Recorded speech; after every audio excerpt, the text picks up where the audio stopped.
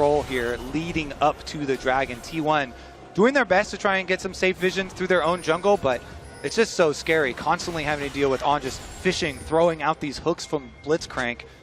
And there's so much extra power here on the side of BLG with all their money. Faker steals away the equalizer pin, puts one down of his own, but the rest of BLG are here to join the party. Outnumbered, outgunned. Faker falls in the side lane, tries to clear out the wave. I think that cannon will survive, as will the backcasters. I mean, often we talk about how when teams commit into collapsing onto Faker, something is often lost as a consequence, but here, Faker is just overextended on the side lane. He has no tier 2 tower to run to, and there's nowhere else on the map that T1 can really put pressure down towards. So BLG, they secure themselves another pick. They're going to secure the Dragon uncontested, kind of as we expected. And T1, the best they can look for is vision on the top side of the map, ready for a potential Baron play. All right, finish up in their own jungle first to take all of the rewards. I mean, Ben just kind of walked up to him on the side lane and take away the jungle camps, take away their lives. Another mark here for Shun. 6 now on the Kindred, really accelerated. BLG in a commanding position. I was the one that said I expected a closer game here. I was looking forward to some very close fights, but after that top lane tower dive, BLG have just been in the driver's seat. T1, their tools, their option, the way in which they can come back into this game is trying to find picks. They have Vi and they have Silas. Great setup for a potential catch on a side lane. The problem is they can't really get much control over the side lanes as BLG look to do to T1 what they were doing to them in game 2 by just constantly keeping these waves pushed in and suffocating their vision, making T1's playmaking options very limited. There's one flank ward in the top lane. You can see just next to where the blue buff would be. There's one in the mid lane as well. Knight here stepping forward.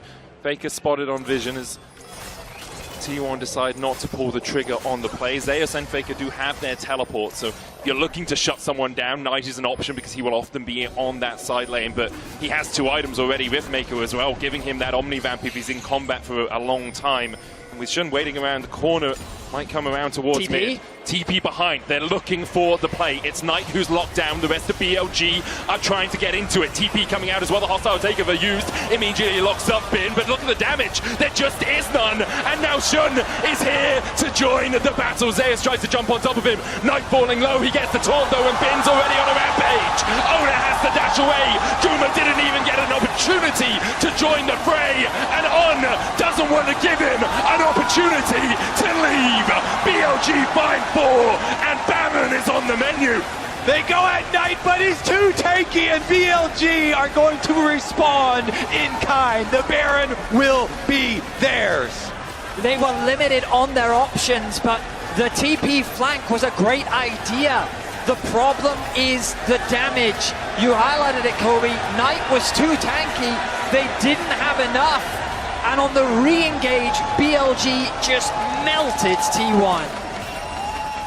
We look like we're going to get another one-sided game in this series, back and forth. BLG here kind of on the precipice, winning this one, pushing them to a match point in the series. Here's another look at it. As you say, T1 know that they are falling so far behind in this game. They've got to try and make one of these overloaded plays to the side lane. So they try and get the jump on tonight, but it's so difficult. The defense there, Bin immediately arrives, Shun right afterwards, and so they don't even have to use a Kindred ultimate. Didn't even force anything out of BLG there, just too far ahead. And then look at the damage that's going to come through from Elk as well. Going for the lethality build, that Q just tore Gumayushi apart. And, I mean, BLG, now with the lead that they have, they'll be setting their sights on the inhibitor towers of T1's base. T1 have to be thinking about game 4. They bounced back incredibly well in game 2. You imagine they'll be looking to get back onto the blue side, but this game feels done and dusted. It's just a matter of how BLG put the final nail in the coffin. If you're T1, you need something miraculous right now, but we've already seen how the damage lacks, especially if Gumayushi isn't there. Faker has finished up his Riftmaker, but he's sitting at 0-4-1 in this game. Has been well and truly shut out by BLG, who are now advancing through the top side.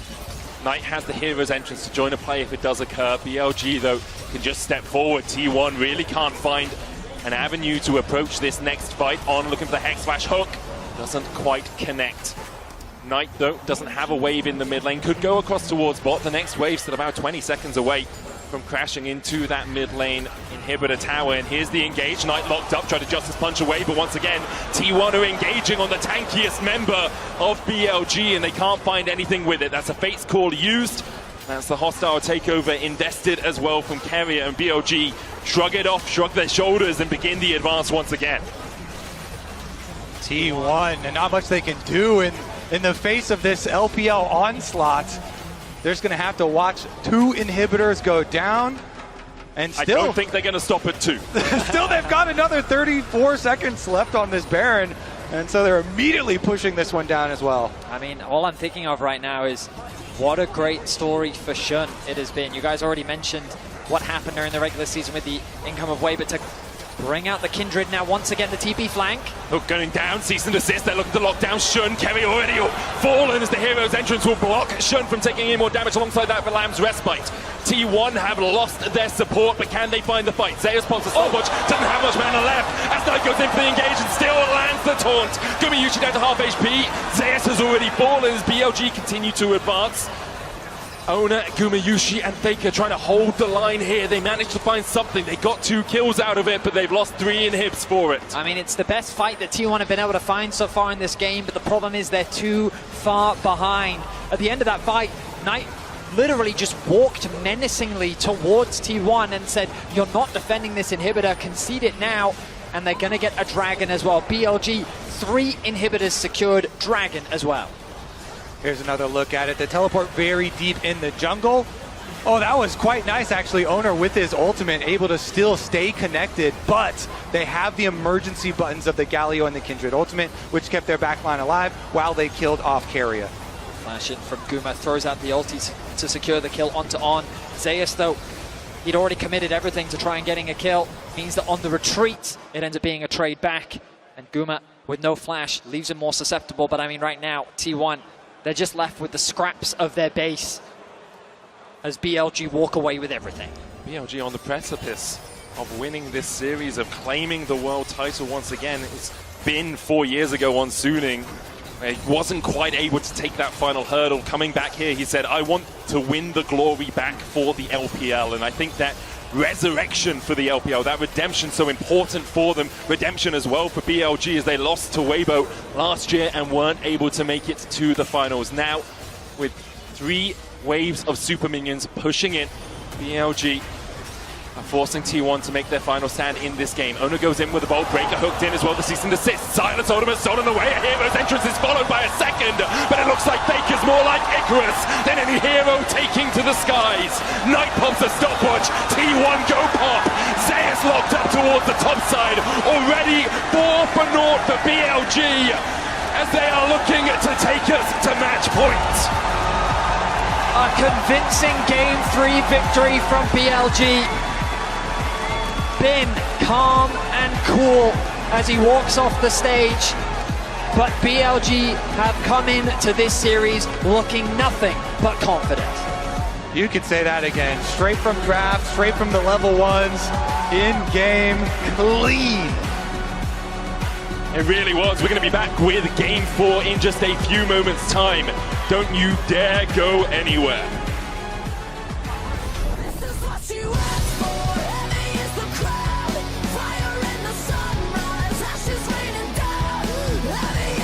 Forward, Knight on the flank as well. Ona's going to flash away. Counter-strike out from Zeus. Not quite able to connect. The shooter's around. BLG want to punish Faker. Faker has flash, but the flash in from On into the pullback. Faker's down. Knight falling low. He gets the taunt though, and Bin's already on a rampage. Ona has to dash away. Guma didn't even get an opportunity to join the fray. And On doesn't want to give him an opportunity to leave. BLG finally wants to bring the Summoners Cup back to China. They are the first to arrive at match point. they take game 3. And again, we saw such a convincing game from the team that gets ahead.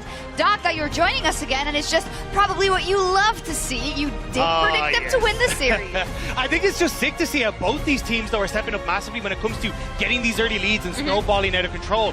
Game 2, it was all those topside fights that ended up burning out for T1. Then we get into game 3, and it's the top side that's winning out for BLG, on opening up on these roams to the mid lane, punishing Faker. It was sick to see BLG get that early control. It's also, with every passing minute and passing game in this series, so funny to see both teams be like, what do we do when we're behind? Because so much of their problem solving is rooted in just going in phase first. But you see, with the goal deficits that are being created in these mid-games consistently, you don't have that opportunity, and neither team then has really been able to set up the cross maps to try and stay relevant in the game. And that's where, of course, I have to press you a little bit, Maurits, as the aficionado from the LCK.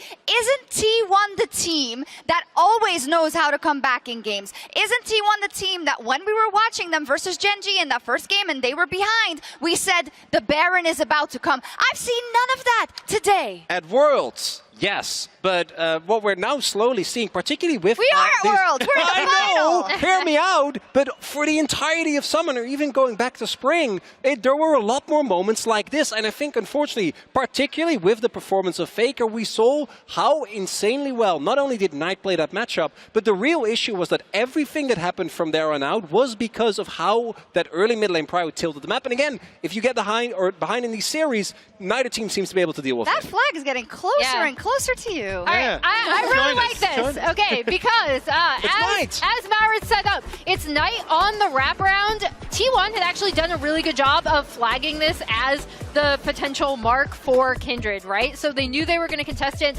Knight was able to come over from his prio. It was a really great wraparound. They were super well aware. And then we have the Shun and On coming mid, affecting that matchup, and Knight just balloons it out of control. Yeah, and I think it was just great setup coming through, because you had a read of, hey, we're starting to move both of these AD carries around the map. How do we try and set ourselves up for success? T1 wanted to contest the scuttle, but ended up shifting down to the bottom side, opening up then for Shun to make the play on top, and it was a win-win. He had already marked the enemy jungler. He either got the scuttle, he was always going to get a mark in that situation no matter what happened. Yeah, and I really like how BLG responded to the lane swap this time around, right? Like, did not look nearly as discoordinated or upset by what T1 really wanted to do. And for me, it really starts with getting On and Shun, especially on these types of picks, involved in their lanes early. I always like Shun as a jungler when he is able to affect his lanes early. I think it's how BLG worked the best. And also, I think this is something we've seen missing from On.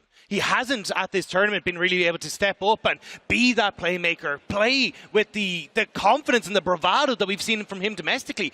This game and this series, he has been able to step up, work better with Shun, buy the space that he regularly does for his team, and the Blitzcrank performance really did take over in the early stages. And it's also something where, you know, the moment it gets locked in, T1 goes, oh God, we've been here before. Lehens pulled it out multiple times to much the same effect. And it also kind of throws a wrench in the gears when it comes to the draft, because if that Renata blind is no longer available, if they can just pivot to this, what is T1 going to do in that fourth game? Yeah, true. And also the fact that BLG was able to win from the red side in game 1, it kind of breaks up everything going forward into a possible game 5, maybe. But overall, do we have the feeling that BLG is the better team today so far?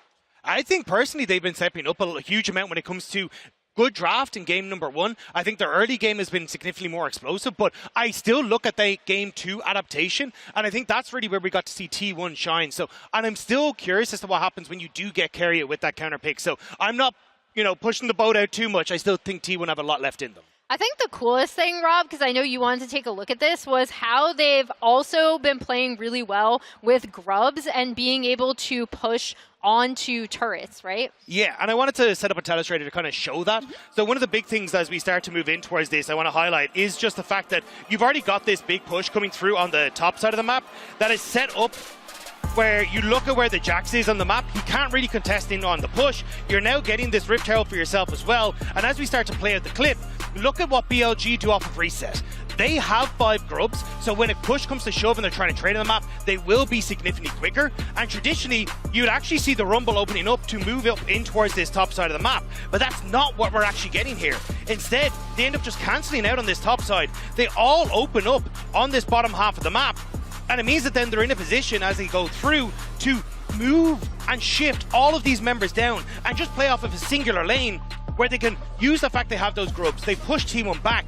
Now they have the Rift Herald in their back pocket as well, and you're still only getting that initial push on that top side. So it's BLG saying, hey, we're willing to trade very effectively and get multiple towers and way more gold off of this play. I like that you highlighted that, because even during the last post game, we were talking about like, oh, they're just, you know, team fighting when they're ahead and team fighting when they're behind, but it's not just that. That game plan from BLG goes much, much deeper. But let's turn our attention to T1 now. The cheers that you just heard was the players getting back on stage and tap back into what we set up here at the top of the day about T1 and how when you play versus them, you really got to punch them hard to take away that comfort that they have at Worlds specifically in situations like this. And it feels like their armor is pierced, Maurits. How do they stop the bleeding?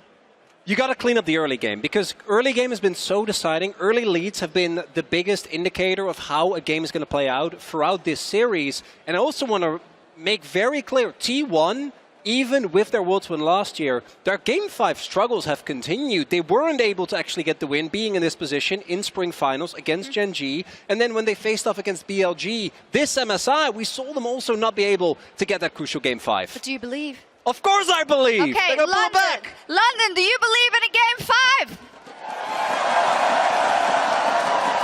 Me too. I want to see you all silver scrape. Are we going to get there, Medic? One can only hope so. I will say there's a trend in the game so far.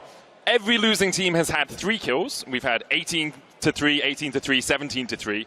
And every game has ended between 27 minutes and 0 seconds and 27 minutes and 59 seconds. So if we break that curse somehow, it was Halloween a couple of days ago. Perhaps there's something going on here in the O2 as we get into draft for Game 4. Match point, championship point for BLG, for T1. An opportunity to prove once again that they deserve that shot at the title in Game 5.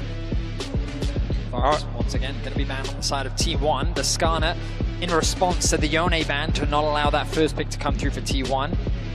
We are setting up for the Ashe first pick. The Kalista going to be removed by BLG. That's their adaptation. And there's likely going to be the Ashe lock-in for T1. I mean, you imagine the Renata, again, rises in priority once more, and the Ashe Renata is the direction that T1 will head towards.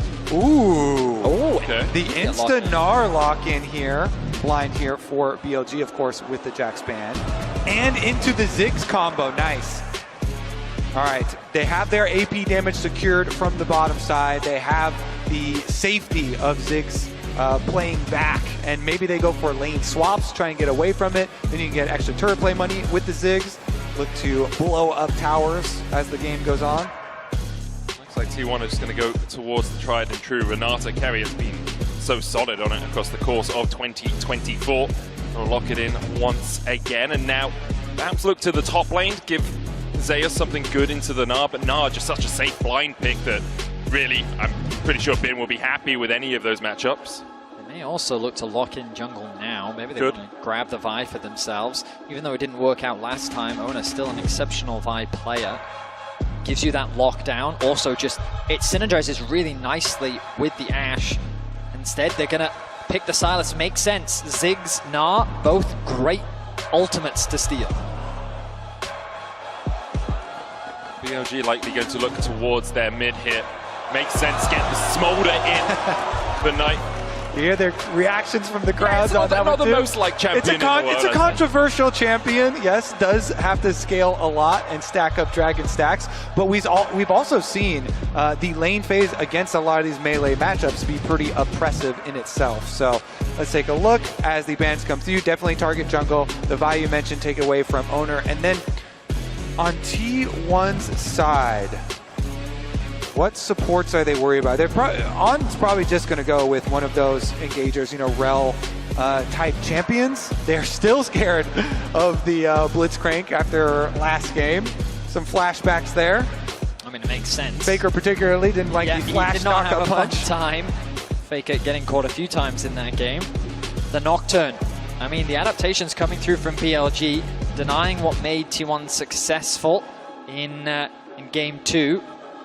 I mean, really, not much of I mean, now that the Nocturne's gone, T1 could still go for the Ornn once more, but the blind pick Gnar kind of deters that again. And BLG's draft approach, I think, has been very smart. They know the tendencies that T1 like to go towards. The Xin Zhao are going to be taken away from Jun. So the jungle pool now very pinched, but the Sejuani still available. A reliable frontline engage. And that's going to be locked in. And a pretty good denial pick. Don't want Owner providing that synergy to his solo laners, with the Sylas also already locked in on the side of T1 to complement it. Yeah, especially since you already have that melee, as you say. We'll see where T1 decides to go next. So, we were talking about the Camille from Bin's perspective. True. As a counter to Gnar. Zeus also played it against Bin many times, but he's not going to play it today. Back to the Rumble here, and we get the Rumble plus the team fighting combination here, quite possibly with the Wukong. I mean, Zeus' Rumble is definitely a terrifying pick. He's so comfortable on the champion and into the Gnar. I think in the early laning phase, Rumble can still be very oppressive. Later on, it gets a little bit safer for the Gnar. Looks like it's going to be Poppy, though, for Owner instead. A signature pick for Owner, one that he's incredibly comfortable on. Yeah, and kind of preemptively into what you expect to be an on Rakan. Yeah, I think that's a really good answer, for sure.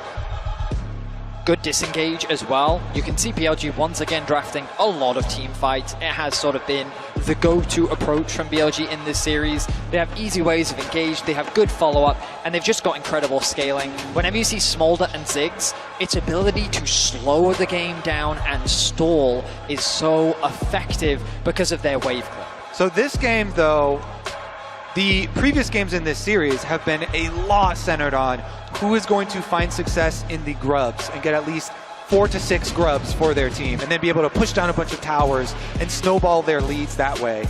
In this setup in Champ Select, I would definitely prefer to be the T1 side, at least for grub fights. So maybe this game will put to the test, you know, is RBLG going to be able to outscale that later with some Smolder value?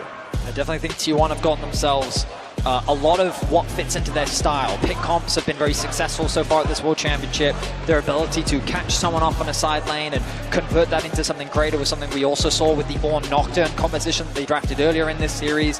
And so Gumayusi's arrows are going to be crucial, and Faker's stealing of things like the Sejuani ultimate and the Gnar ultimate are going to be important to setting up those plays for T1. I really want to see the T1 bottom lane. How much value do they get out of the Ashe plus Kalista? Such a strong combination for them. Renata. As you said, excuse me, Renata. But yeah, I mean, backs against the wall now for T1. Our reigning world champions find themselves needing to win 2 games to get themselves a 5th title. And we talked a lot about the weight of expectation, the weight of the crown sitting on T1's head, but in this moment that is realized even more than ever. Faker actually going out without buying items. He's going to recall, he'll buy himself some items, now has a Doran's ring and a health potion, but even the infallible make mistakes here on the grandest stage of them all, the grandest stage in esports. Faker fumbles at the start, obviously. Just a small mistake, just a small misstep, but that is all that can define a whole series like this. BLG just 1 win away from that World Championship. For the LPL to return to being the best team in the world, or having the best team in the world for the first time in 3 years, to take that title away from the defending world champions. The T1, it all rests on this game. The BLG, they will have another opportunity if they end up losing. T1 poke their noses in, but it doesn't look like anyone is going to get too much out of this level 1. The tiny bit of ward experience is currently still in the game on this Worlds patch. Not taken out quite yet as on live, and so that will remain for Faker there. As T1 go for their invade, get their ward down, and Bin will just be forced to watch on. And for the first time this series, we'll see the split map. Bin is hovering around. I wonder if he's trying for a... Nah, okay, no steal for him.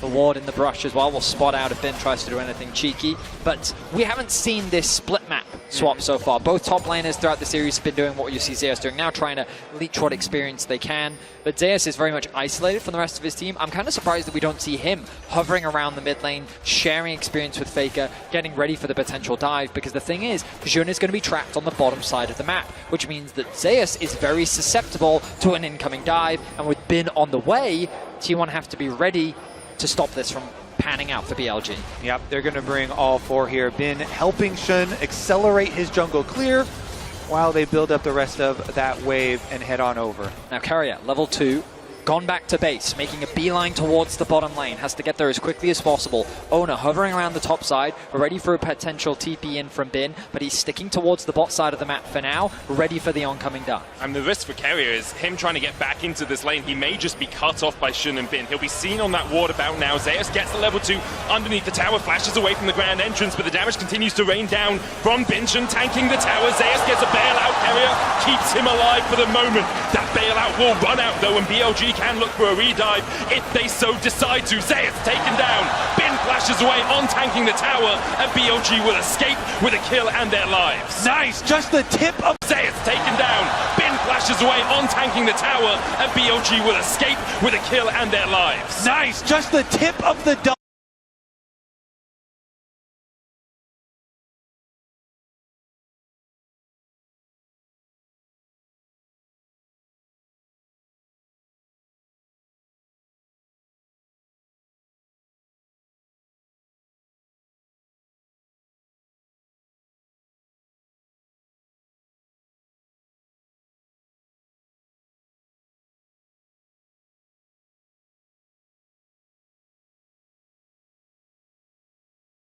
Materializing because Oner's on his way towards that top lane too. Faker forced away, 150 HP on him, make it very difficult for him to stay around. Carrier looking for the handshake here. Bin jumps away, and the handshake is just short of a full agreement. And they're actually calling Shun over back to the bottom side once again.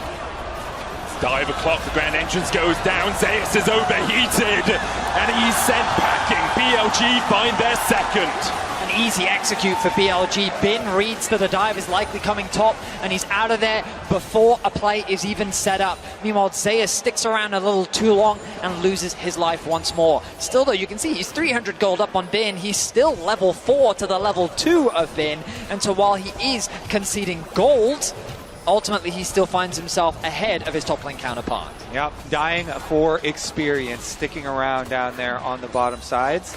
Meanwhile, finishing up with the rest of this split map jungle camps here.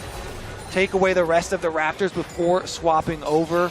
And BLG feeling pretty good about this one, because in the mid lane, Knight has just been pushing in constantly with this Smolder, stacking up, scaling quite nicely, even working away at his own turret plate. I think he's going to get knocked up here. It's more about just getting stacks for Knight. As you say, he's on 24 right now. We'll just want to get towards that 225 mark. Again. Zeus, once again, a little bit overstepped here in the bottom side, and Bin jumps in, hops on, and Minion takes the Highway Express to get towards this Rumble, who goes overheated. Flame Spitter going down, but Zeus is going to go back to the fountain again. No escape for him. He tries to clear the wave, but in the end, he will be put in the ground by Bin. BLG now 3-0 up, a 700 gold lead, only 6 minutes into this game. And I mean, the first few kills, I think, weren't the end of the world for Zeus, but now adding a third is really going to make things difficult for T1 in this early game.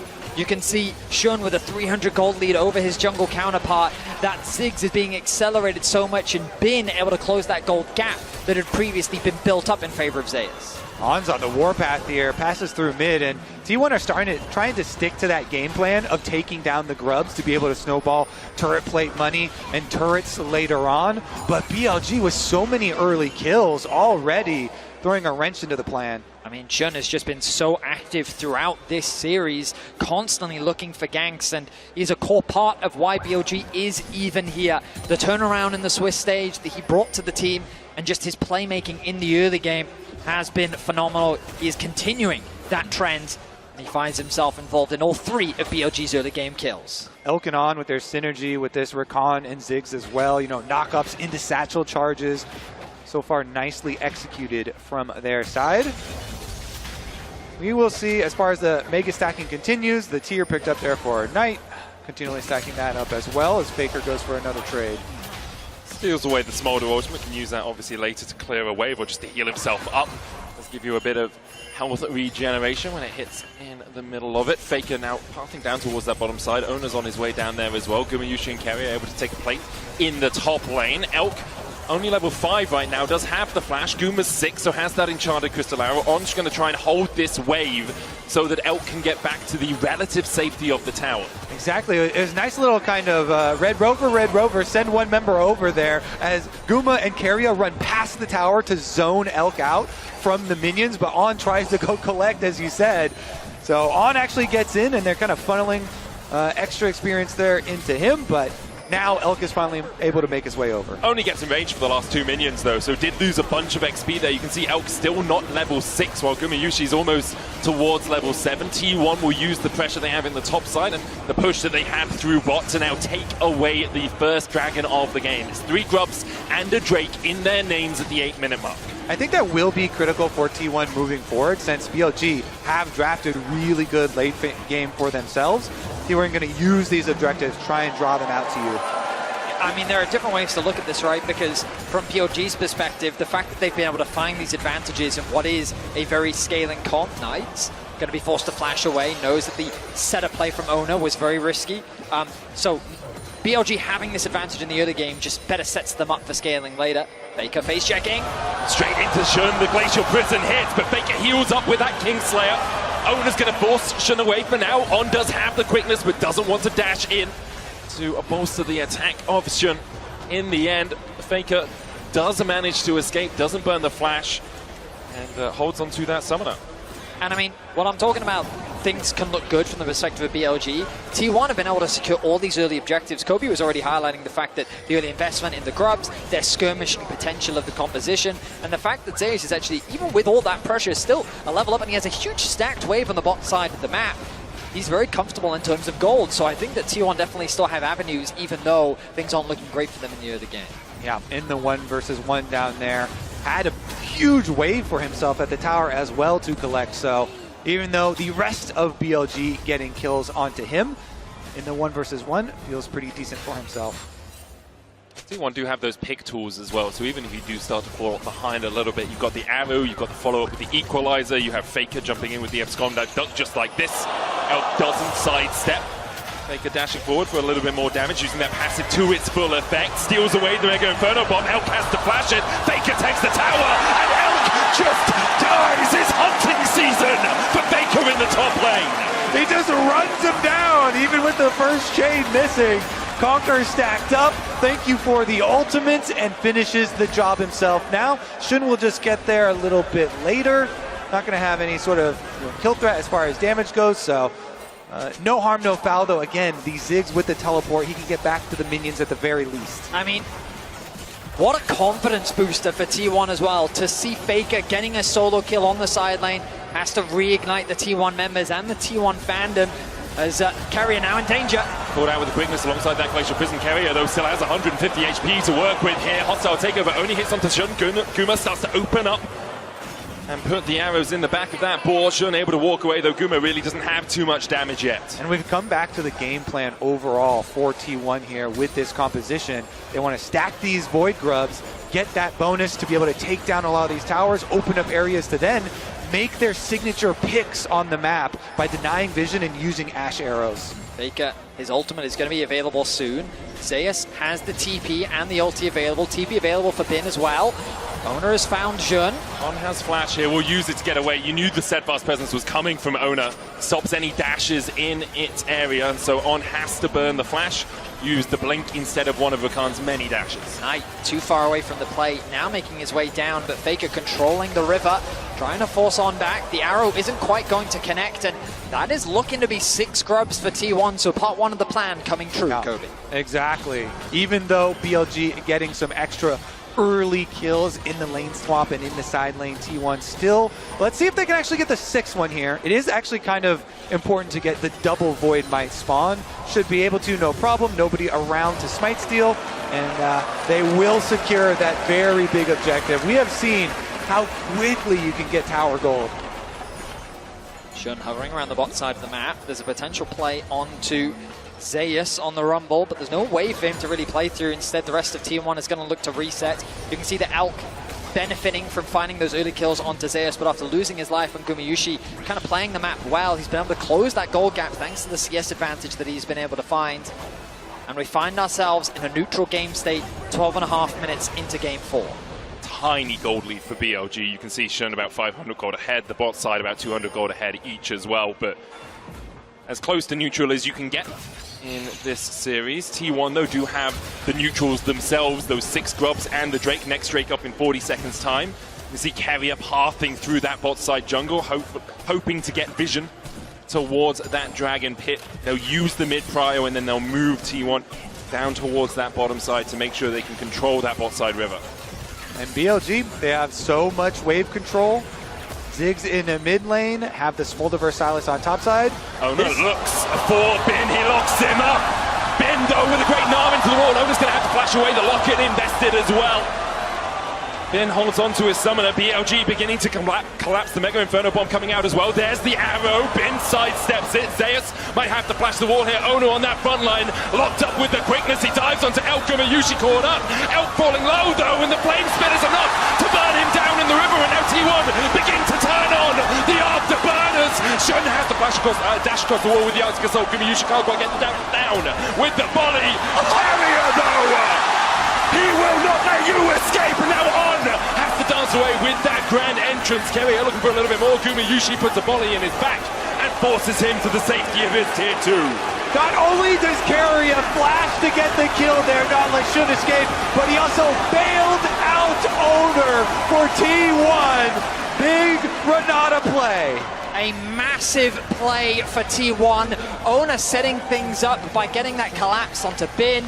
The follow-up from the rest of T1 as well as BLG tried to collapse onto T1, thinking that they'd overstayed their welcome on the bottom lane, but they're able to turn the play around thanks to the arrival of Gumayushi and Carrier. T1 looking strong here in game 4.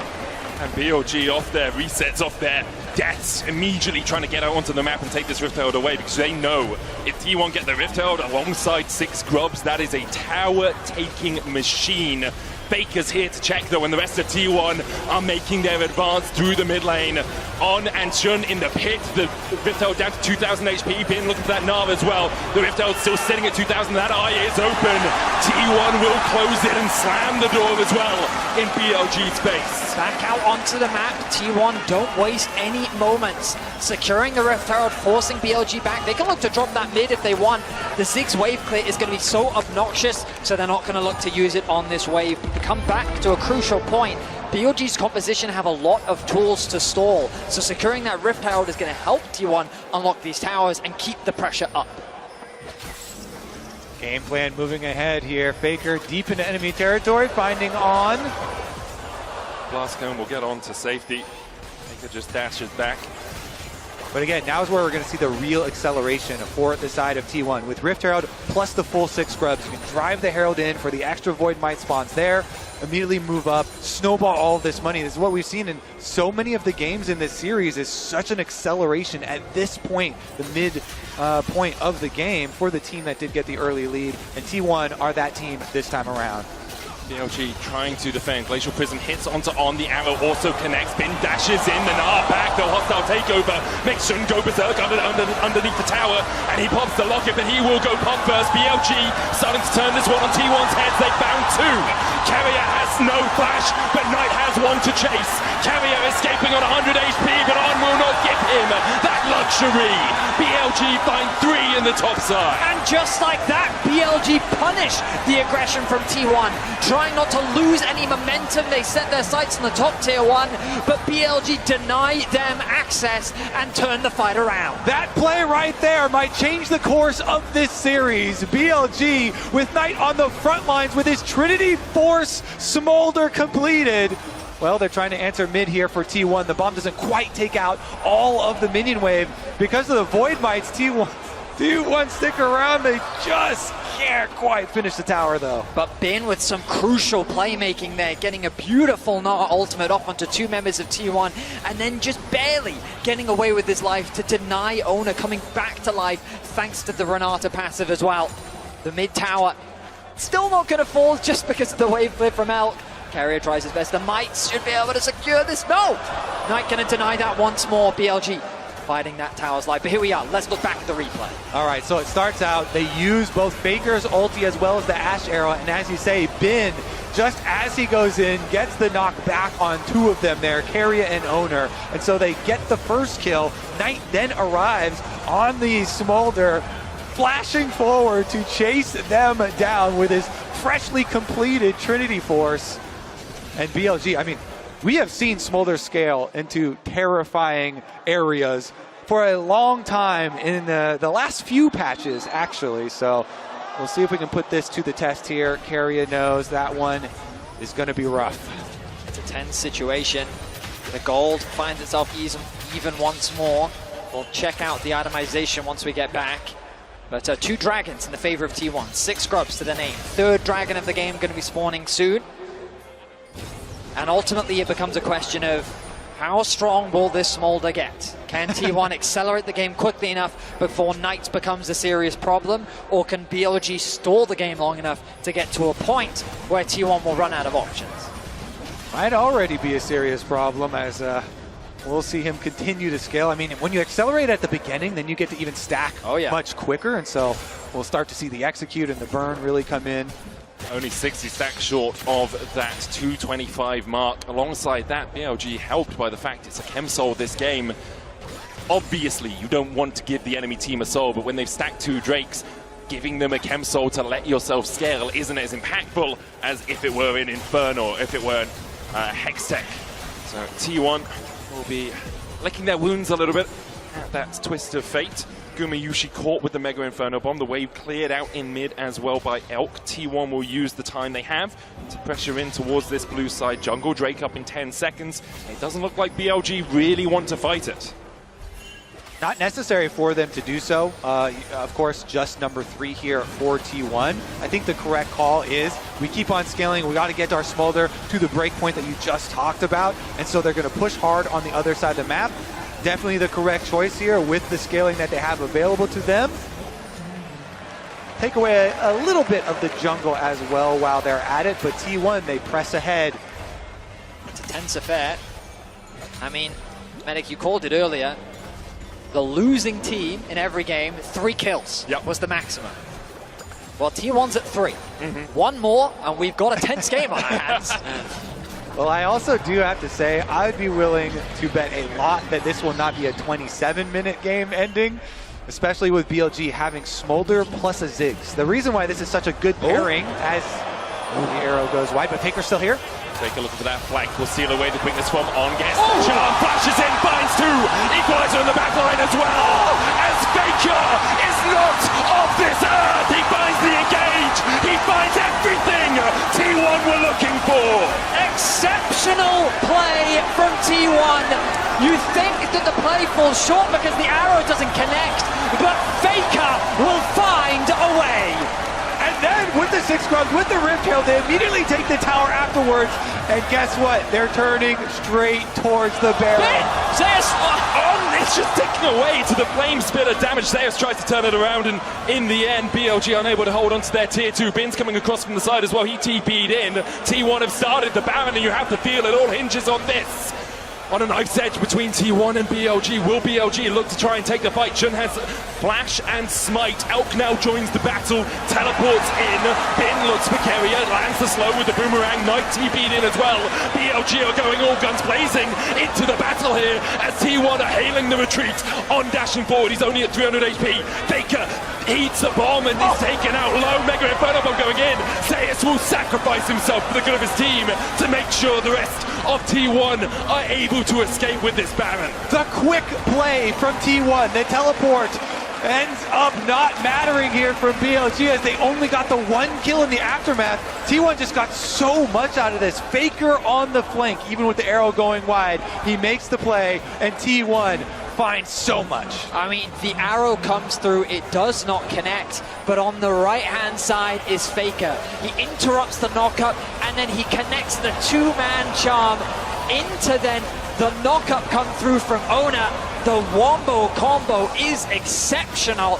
and T1 finds some much needed kills onto the crew.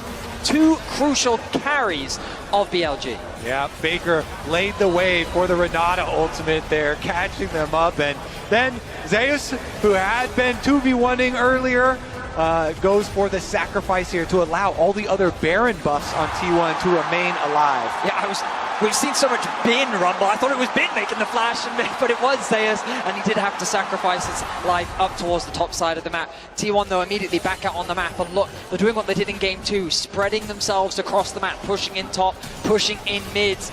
And Kobe, you said quite confidently that this game isn't going to end in 27 minutes, but the arrow once again onto Elki, had the flash, he decides to use it afterwards. Ona couldn't quite get in rage to engage any further. Faker's taken out the tier 2 in the top lane. Shun goes in with the Glacial Prism on there with the follow-up. Carrier, though, an incredible hostile takeover puts on in his place. Ona tanking the tower. Glacial Prism stolen away by Faker as he dives onto the back line. Who else but Faker again? In the end, he falls, but Guma is making Shun look like a pin cushion. Knight forced to flash away. Elk trying to put the damage down as well. He won't land it on Carrier. The fancy feeder out in force as T1 begin to push up bot side. Yeah, T1 are taking another tower with the 6 Void Grubs as well as the Rip Tail. They keep on forcing these Vedias even when BLG try and construct their counter. T1 rebuff it. The Renata is just too much defense. Charging into that ultimate seems like suicide. I mean, I just feel like we're feeling the Faker effect here. He's not at the start of this play. The arrow connected, forcing the summoners out. Then when the range gauge comes through, the TP is quick to follow. Carrier with a fantastic ultimate to force BLG to disengage. And then when Faker arrives, he does not hesitate to dive past the tower and set up the play for him and Gumayushi to tear BLG apart. At the end, some slim margins there as well. Knight being forced to flash away a critical summoner spell, but T1 are doing a good job, I think, pushing the pace of this game because, as you mentioned, one of the reasons I was confident in saying that I didn't think it would end in 27 minutes, Ziggs and Smolder is such a good combo, and Ziggs wave clear plus the Smolder wave clear and scaling itself in that champion. But because T1 got those 6 Void Grubs that we have been so probably too hyper-focused on, the pushing power that they have shown and really accelerating this game and being able to get their Dragon Soul as well in a very timely manner means we are still on course for that T1 game plan. And credit to Zeus. 0-3 during the laning phase has bounced back phenomenally. Been landing some very important Rumble ultimates, and he's going to be important in the upcoming sieges. That tool is great for zoning away the zoning away the Smolder and the Ziggs from providing that wave clear and protecting their towers. That's so vital. They managed to put that damage down on tonight to keep him away from the battle because he has hit that 225 mark, now sitting at 230 stacks. That doomsday clock has ticked over to midnight for T1. They are still in the lead. Chemsol, 4,000 gold ahead. 6 Grubs, Baron up in a minute 30 as well. Faker has been on fine form, finding people with the quickness, with those engages. But BLG can still hold on to the fact they have this wave clear. They also are on championship points, so even if they lose this game, they have another to battle back against T1. Ona forced away with the satchel, but doesn't really take too much damage. The Mega Inferno Bomb only clipping onto Carrier as well. Say the next like 4-ish minutes of this game will be so critical because, you know, Smolder working towards the rapid fire, that's when you really start to get scared, when you have the poke of the rapid fire Smolder plus the Ziggs.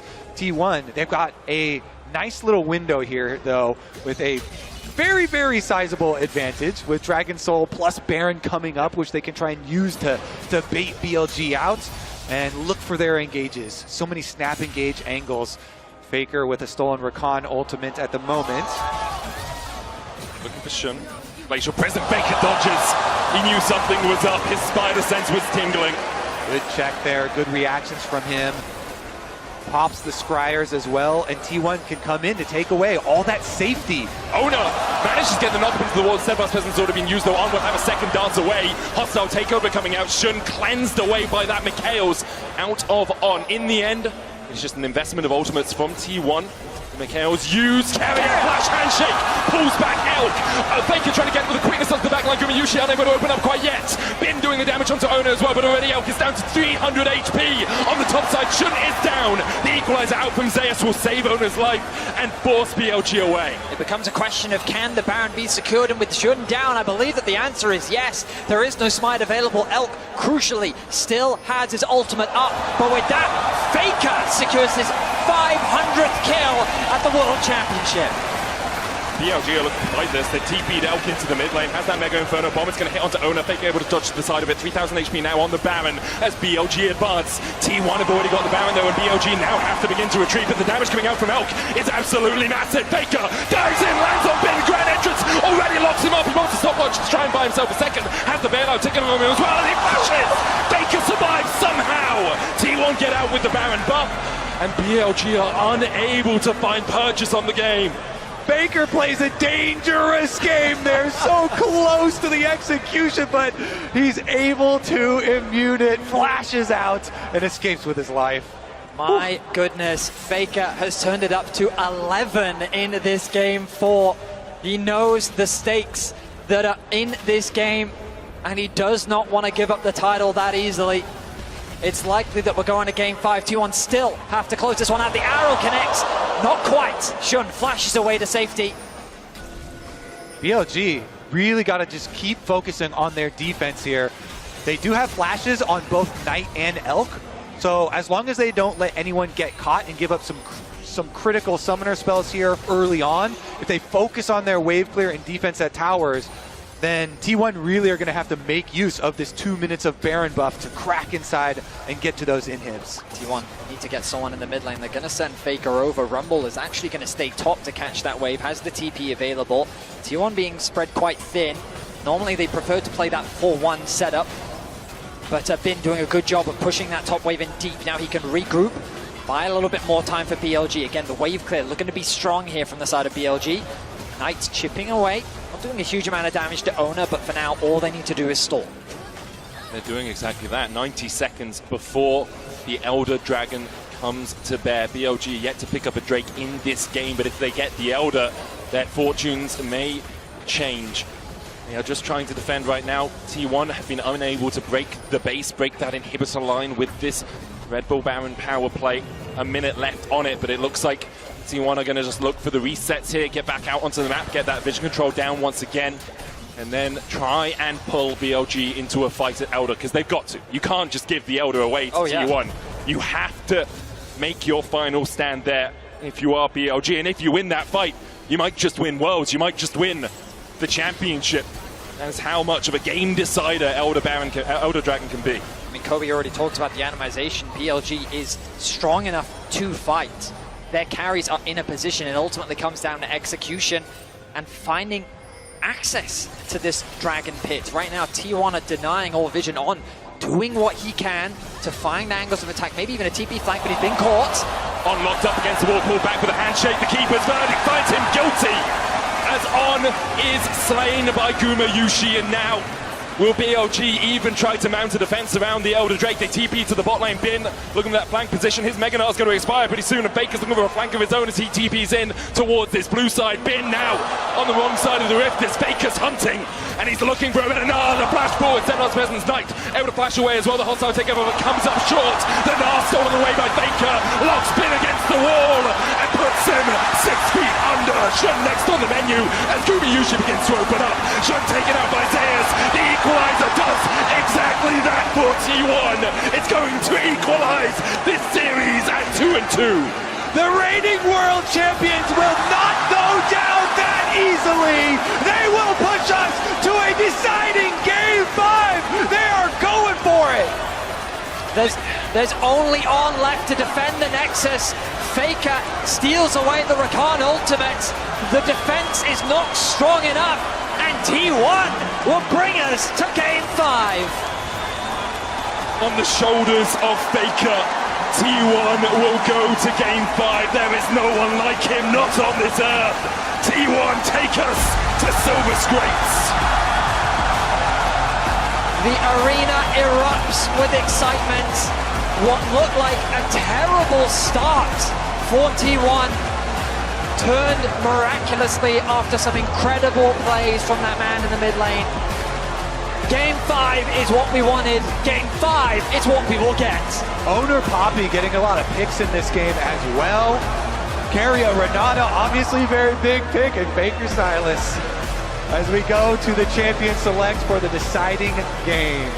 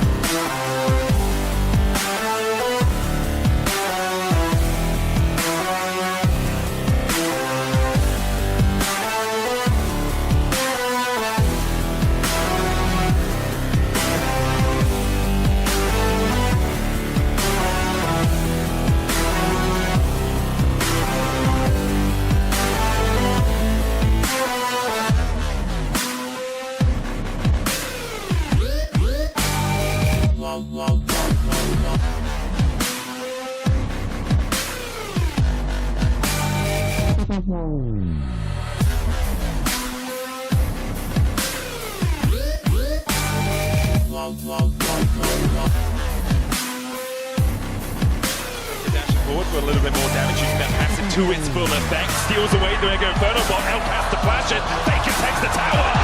Elk just dies. It's hunting season for Baker in the top lane. Down with the volley.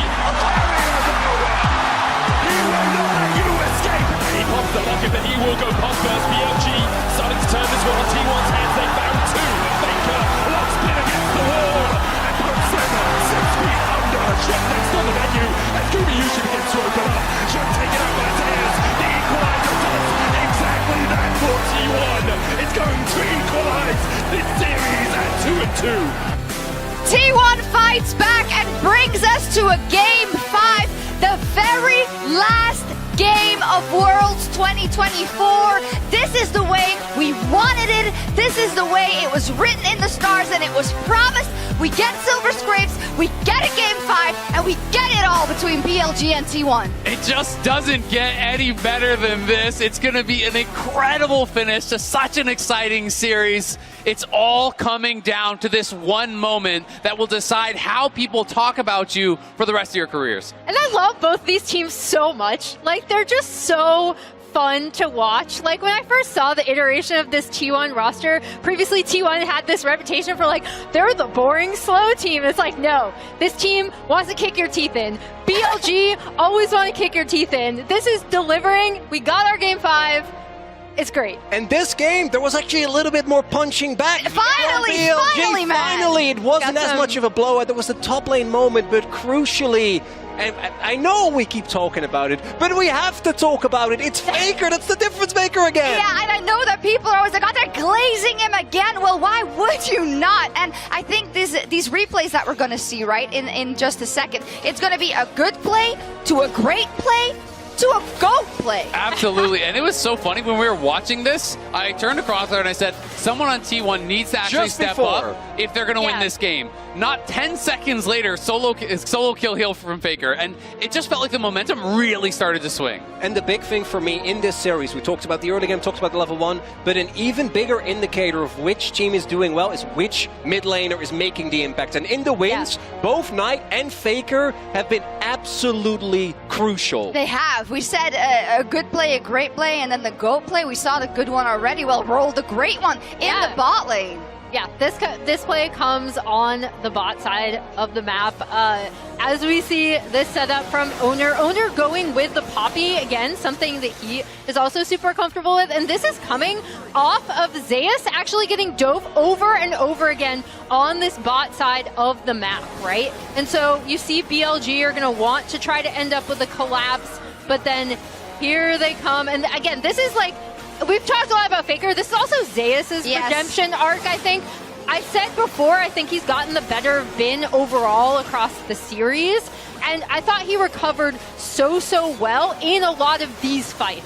And this is also after the topside play that ended up backfiring immensely for T1. And more importantly, it also highlights, I think, why Keria, even though you look at this isn't a dive comp. You're playing into a lot of range, a lot of poke, but they're still able to make it work. And I think part of that was also because BLG, why are we fighting this? You have Smolder and Ziggs. You can stall until infinity, which they didn't do, but it also makes these skirmishes so insanely oppressive. I got blamed for the glazing so much because he wasn't even in that. It wasn't. I meant a different one.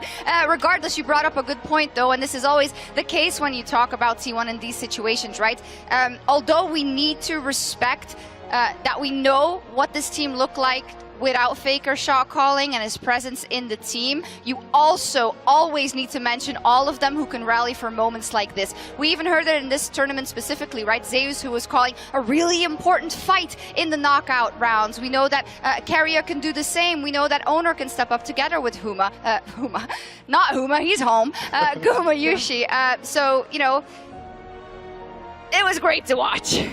But then, we have the Faker Silas play, right? The play, not for real. You probably know it's coming. He ends up stealing the Rakan ult here when after BLG you think it's over, the arrow misses, right? But here comes Faker from the side. They even see him coming, steals the Rakan ult, sets up for this beautiful combination with the Keria Renata. It's just insane. I mean, he used it perfectly. He's forward, then he rocket belts flashes onto the next two, charms up everyone, sets up the CC, and it's those plays that are so iconic, and Faker has so many of them leading to Worlds titles. I mean, shades of the Azir catch on Ruler, right, in a similar situation versus an LPL team in a situation where you're up against match point, Maurits. Class is forever. And then it's also the follow-up, right? Like Owner flashing on immediately, Carrier being at the ready, and they're going to need that as well, because in this game number 5, do not forget, because of the fact that T1 lost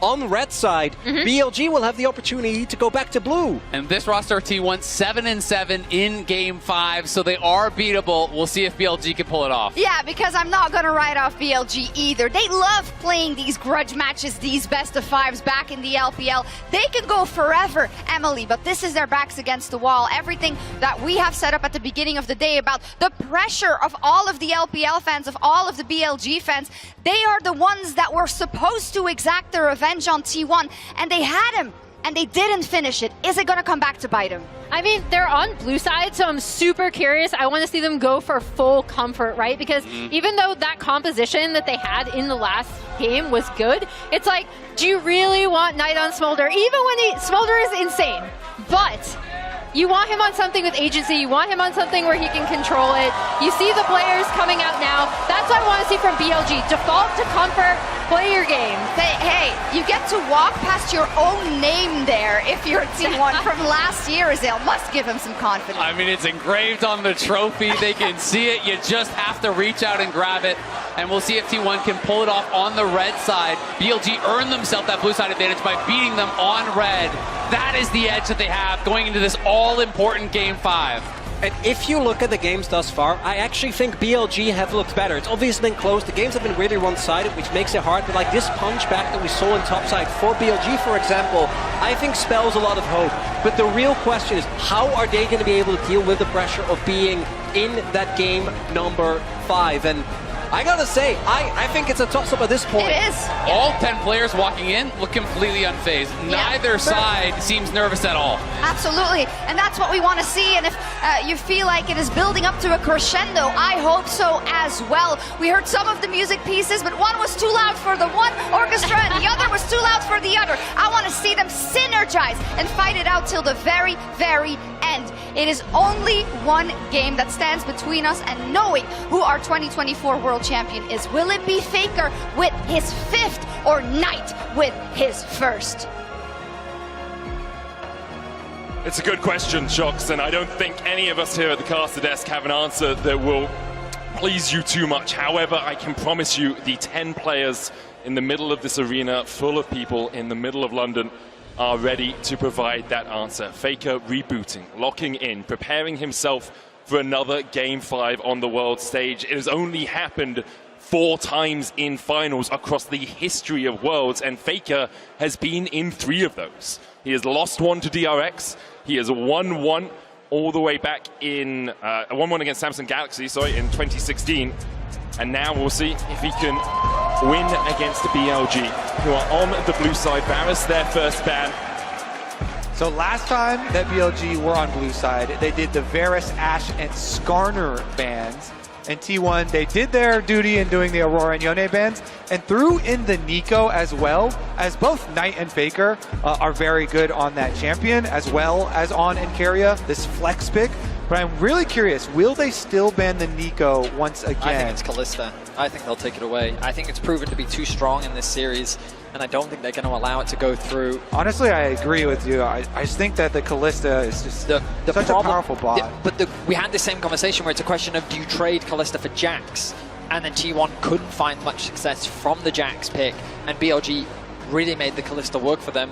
Now they have to make the decision. The Kalista will be banned, but that does mean that in Game 5, Bin is going to get his Jax, and without hesitation, he immediately locks it in. All right, are we going to get the Zeus Gragas, the Zeus Gnar, perhaps? I mean, you have to trust in Zeus. He's shown that his Gragas is an effective answer into the Jax. I would call it an old school counter pick, but it's the one that Zeus has been leveraging throughout this World Championship. I don't think they need to lock it in now. They could grab themselves the Vi if they wanted to, perhaps even the Renata for Carrier once more. They're hovering it. And locked in straight away. Bin lays down the gauntlet, and Zeus immediately answers. Bin has only lost 3 times on his Jax this year. Twice against T1, once against Genji. Now we'll see if Zeus can stand in his way once again. T1 looking towards perhaps a Galio in the mid lane here for Faker. And he's going to be locked in as well, so they have a very tanky front line already. Gragas obviously has a big sustained tank, the Galio as well, which is pretty much unkillable unless you can manage to get ahead of him. I'm honestly surprised to see the Galio locked in this early for T1 rather than securing something like the Xayah Rakan for themselves. They've chosen to go for it, maybe in anticipation of BLG potentially going for the Silas and knowing that the Galio can be an effective answer into it. Elk gonna get himself his Kai'Sa.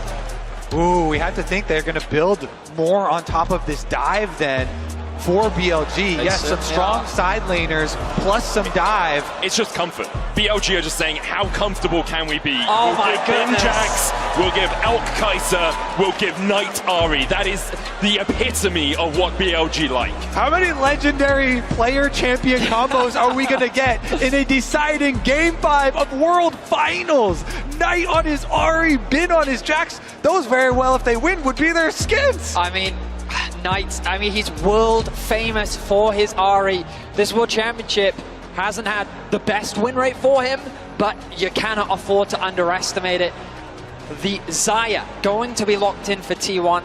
You imagine that Rakan is going to rise in priority. BLG likely looking to ban that one away. 100% agree with you there. It just works too well with the T1 comp. Let's see. What will the bans towards BLG be here for T1 though, as we try and whittle down? I mean, possible jungle? Yeah, possible jungle takeaways here for Shun. I mean, if BLG continue down their comfort route, do you just get rid of something like the Rakan as well? Obviously, T1 kind of want the Rakan themselves, so BLG will remove it. In the end, no one's getting Rakan. I'm thinking like the Vi is just such a no-brainer pairing with the Ahri as well. True. But they do leave the Vi up there for Shun to take. The Kindred ban is like, okay, we can see how much comfort you're drafting. We're not going to allow that. Man, but Vi, I would even prefer a Vi over a Kindred if we're running Ahri, plus we have lots of dive on our side too. Renata, a no-brainer as well. Follow up to the Rakan ban there. Take away those two primo picks for Keria. Too good against dive. I'm wondering if they put Ono on something a little more carry-orientated. I was thinking maybe Viego, but I don't love it. I feel like Vi does make the most sense. The Poppy into the Jax. In terms of damage though, but it's so good at shutting down all of these carries that BLG are already showing. It's also a flex pick. You can also put it into the support position so they can wait to see what BLG draft and then decide after that. Because you're 100% right, Kobe. Poppy and its ability to mitigate the dashes on the side of BLG is a very powerful pick for sure. Ooh, what's it going to be, Shen? Looking towards the Jarvan. Wait here with bated breath. It's locked in. Aggression, aggression, aggression, dive from BLG. It actually makes more sense. I was previously talking about Vi, but the Jarvan ultimate is better versus Xayah than the Vi ultimate is. So much better there. So really, really intelligent move. On, likely deferring to another one of his comforts, the cheeky hover. Showcasing some confidence there. There's the Rel. I will say Poppy is really nice into this entire BLG lineup. The question is now, is the Poppy going to support? Will Keria be piloting it, or will Ona be the ones with his hands on it? It's synonymous with Ona to me. He has such a great record on this champ that my expectations are Keria is looking through his support pool right now. Wondering where they go, but it seems like perhaps T1 want to flex it.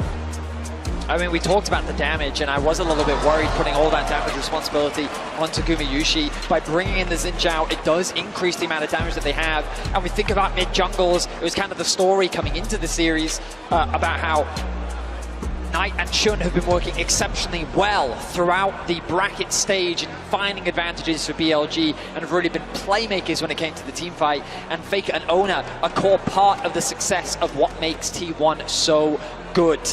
Now, here in this game, those mid-jungle synergies are going to be crucial, as I'm expecting standard lanes. It's Zeus' Gragas versus Bin's Jax in the top side. Faker's Galio, a tried and true throughout his legacy, versus Knight, a player that is looking to make his name on World's history with his signature champion. We couldn't have asked for a more exciting draft here in Game 5. 100% I agree. Already just with the draft, I think that this is the most exciting game of the entire series from what we've seen. Both of them have capabilities of fighting those critical, important top-side fights around the grubs early on into the game. Xin Zhao plus Galio, such a good combo. The Jarvan plus the Ahri, also such a good combo. And we get Bin's legendary Jax versus Zeus legendary, I would say, Gragas at this point. He is 23-4 on the Gragas all-time. Impressive stats, to say the least. One last time we go to Summoner's Rift. One last time we see the defending champions battle against the first seed from the LPL. One more time we see these titans on the Rift challenge each other. One more time we see the weight of expectation so great on these two teams' shoulders. One more time. And there's so much on the line for both sides. BLG getting some revenge for last year's World Championship as T1 made their way through every single LPL team. T1 looking to raise their 5th trophy. LPL and BLG looking to hoist the Summoners Cup. So much on the line, and a single game will decide it all. A standard line of scrimmage to start off the game. I keep my eyes on pathing up towards the top side. A lane swap possibility seems very real. We were optimistic, we were hopeful for Bin versus Zeus, but it looks like we're going to be denied. Yeah, looks like we are. The ward goes down in defense for T1. Sweeper comes out immediately, though, for BLG as they move in for that lane swap. Now we got to track, are they going to try and soak experience this time around for their level 2s to defend against these dives? Looks like Zeus just immediately going right down, and will head on through that mid lane once again. Owner starting on his wolves right now. Carrier spotting Bin out. Bin was trying to get to the wave to try and soak some of that XP, but couldn't get in range. Zeus has been able to get a little bit of XP out of mid as Knight is just catching that wave that Faker and Zeus will push forward. It's going to be a split map. Bin goes in with a counter-strike here. Tries to get into range for some of those minions dying. He didn't get any XP. Yeah, look at that. It's that melee right there that was one auto away.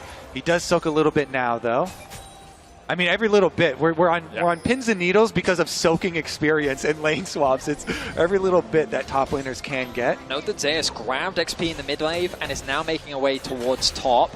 On has pathed towards bot, preparing for the potential dive, knowing that the split map has come through. Zeus going to take a bit of damage, a lot of damage from Elk, but he's going to tick over to level 2, and he should be fine now on the top side. And they should be able to defend this dive. On was able to soak his level 2 before heading down. There's so much CC with a Rel plus Jax. I think that Elk's already swapping as well. So Bin's going to get level 2 here.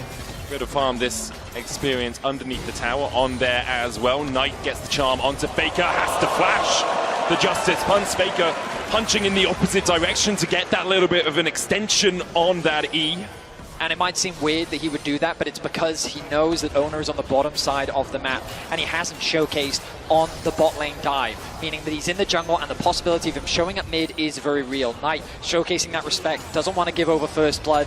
He's getting pushed underneath this tower, but his farm is doing just fine as Faker on the Galio continues his pressure in mid. Meanwhile, once they do teleport Bin back to that top side, he should be able to soak up his level 3 as Zeus already pushed the wave. Zeus is going to get the first move, but Faker under attack. Has no flash, Justice punch gets hit, there's the charm as well, and Faker might fall first in the finals of the finals. Knight gets the kill, BLG find first blood. The Jarvan Ahri strikes first blood here into, wait a second. Elk has flash, has cleanse. Carrier looking for that flank position, onto where to use the shadowing striking. Knight goes down and Elk flashes. You can see Carrier trying to bait the early flash. They're on, just able to escape to the relative safety of the other side of that wall. Another game, another BLG first blood. Finding it onto Faker, crucial.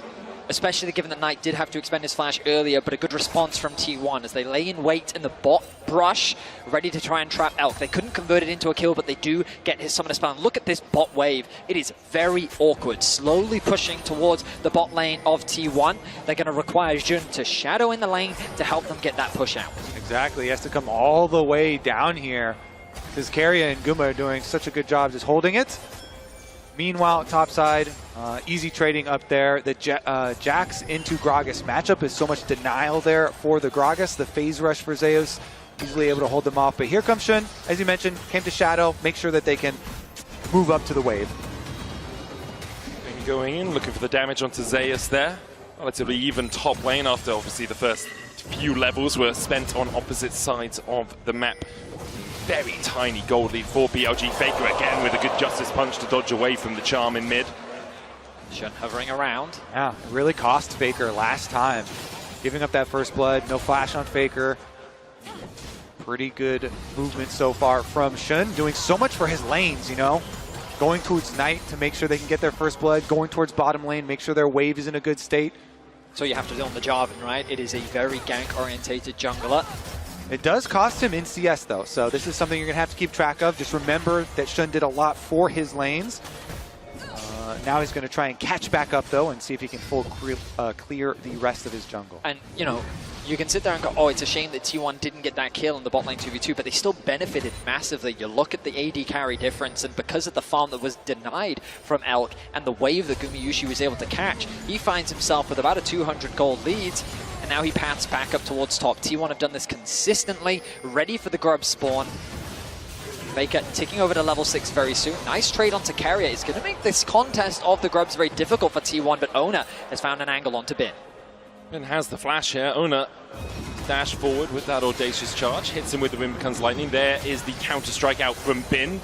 Ona happy enough to eat that. You can see the TP coming in from Zeus as well as T1 are bringing more members up towards the top side. Faker has the hero's entrance to come in from mid. On looks for the engage. The flash away is T1 disengaged for the moment. Ona jumping back in. There's the hero's entrance. Kevin gets the slam into the wall as On almost falls. He gets punched by Faker. And now Bin and Shun have to escape. But Zeus does not want to let them get away. The explosive cast knocks them back in the end. T1 will win the fight. In a series that has been so focused on grubs, in the game number 5, all 10 players show up, and it is T1 who get Owner's Poppy Slam into the wall on. They get the kill, they get the grubs, and they immediately get turret plate money.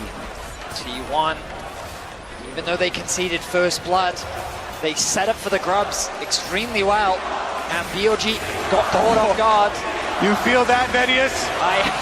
That is a wave of T1 fans. He looked back at the replay.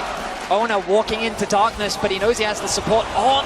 Not quite connecting on the stun. It could have been crucial, especially with Knight right there for the follow-up. The Galli ulti comes in, the connection into the wall, and then Faker securing that first kill. Yeah, and it's Carrier Poppy this time around, of course. He's the one who got it, and the grub secured. T1 with the early game lead secured. The reason we're so focused on that is because you can balloon these gold leads so quickly, but Faker under attack! Does have the flash, will punch forward. Justice Punch coming out. On misses the crash down. The charm connects though, and the chase continues as Shun dives forward. Faker saved the flash, and in the end will use it to dash out of Shun's engage. I can't believe in a 4 versus 1 he's still able to get out. The charm doesn't quite connect. Knight though very healthy, able to get the push, means that BLG should be able to secure the first dragon of the game. They haven't actually set their sights on it. No TP available for Faker. I am a little bit surprised. The bot push is going to come through for Gumayusi, who has sticked over to level 6. BLG right now, resets come through. Elk making his way back towards bot now. More turret plate money, more demolished procs, Void grub passive. See just the pressure that Faker's absorbing in the mid lane. T1 now using that to garner a 1.7k gold lead. Gumayushi's been picking up plate after plate. Ona now looking towards this bot side. Elk yet to hit the level 6, still half a level of XP away. Elk has to run, supercharges his way back in the lane. I mean, the Xayah is just so far ahead here. 2 levels for Guma over him, not to mention all the extra gold, the biggest gold lead holder on the team. So much denial. Oh, Carrier goes in and down goes On. Carrier turns him off. And the question is, will Elk stay around because he's still not at that level 6? I mean, a masterful performance from Carrier in the top lane grub fight along with this play in bot. He is just finding those angles for Poppy to connect into the wall. T1 find another kill, extend their gold lead to 2K, and they'll secure the first dragon of the game. And it is a very tall task here for BLG to get Elk back into this game. Dia is so weak early on and being denied so much early into this game. It's going to be very hard for BLG to get their dive comp really online and get him scaling up into being a threat. Very far in the future, you're going to have to look before Elk is really a danger. Knight felt the pressure of this position last year on JDG in the semifinals. It was T1 that denied JDG the Golden Road. Hoping to get revenge, he is one of the players that we will be keeping our eyes on as this game continues. His Ahri has been able to turn around some incredibly difficult games before.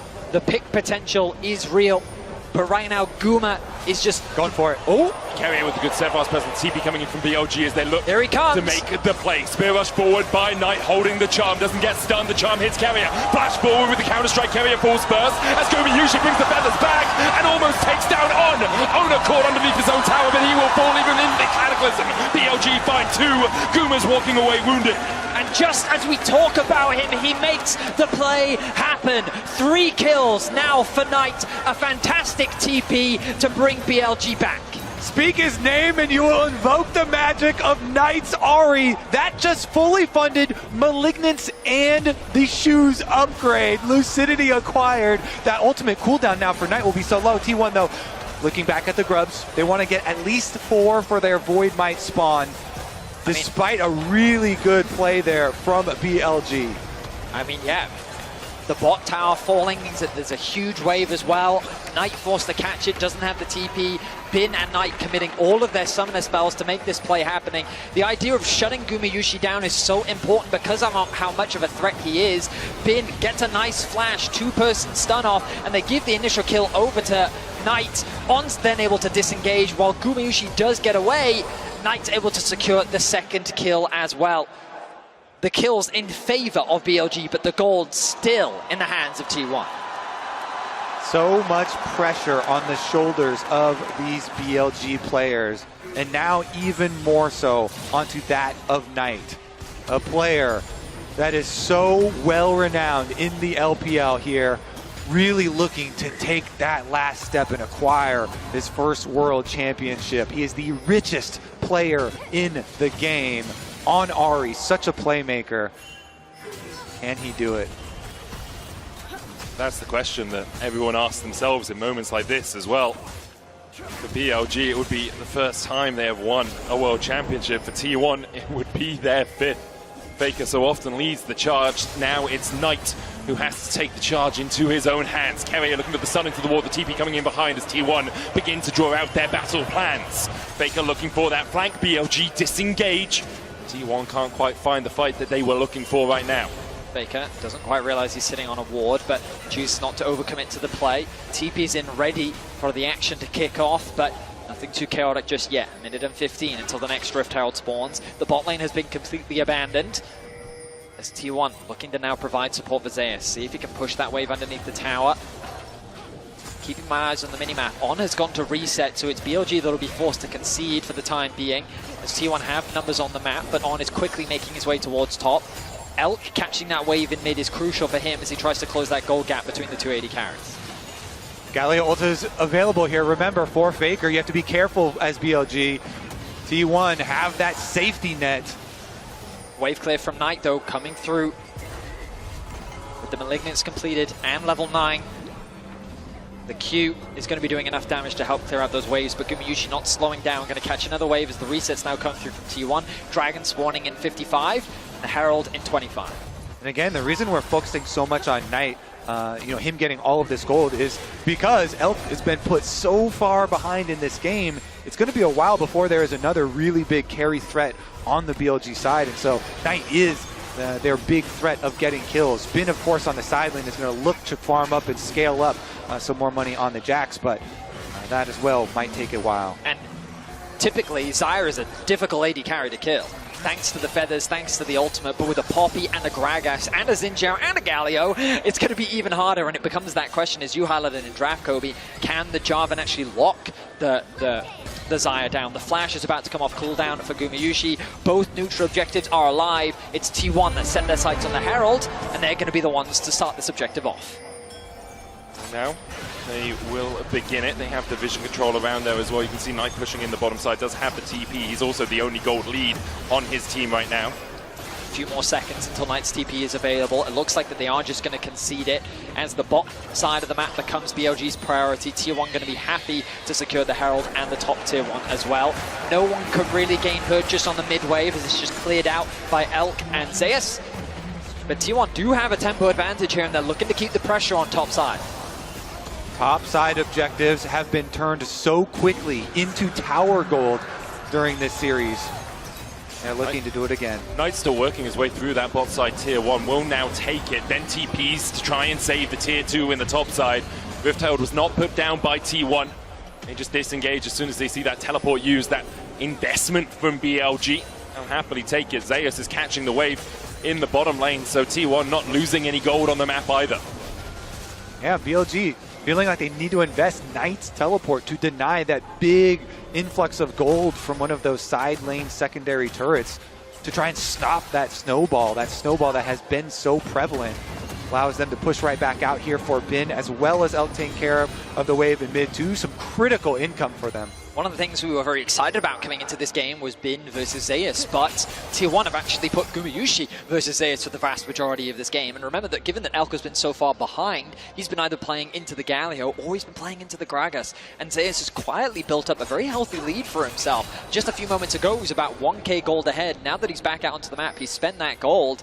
And Bin yet to actually complete his first item. Let's see if this back will secure it for him.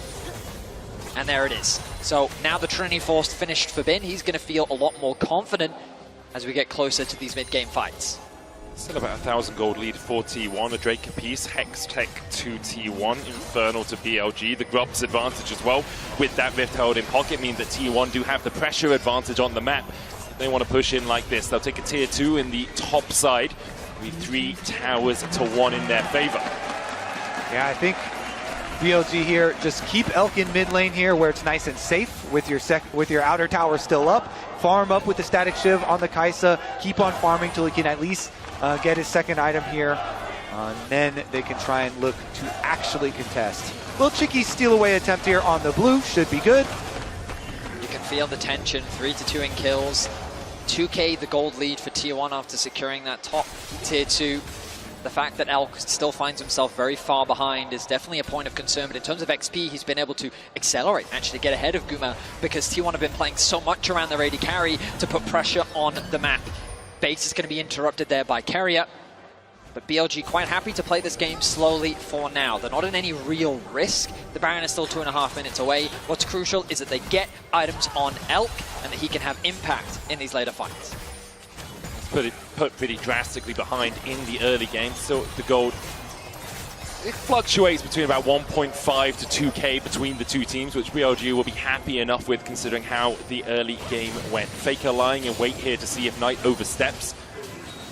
Knight just wants to push out the wave and then get himself back to base. Bin pulling the wave across a little bit here, but with the counter-strike he will just start to push this one towards T1 again with 2 minutes on the Baron and 2 minutes on the Cloud Drake.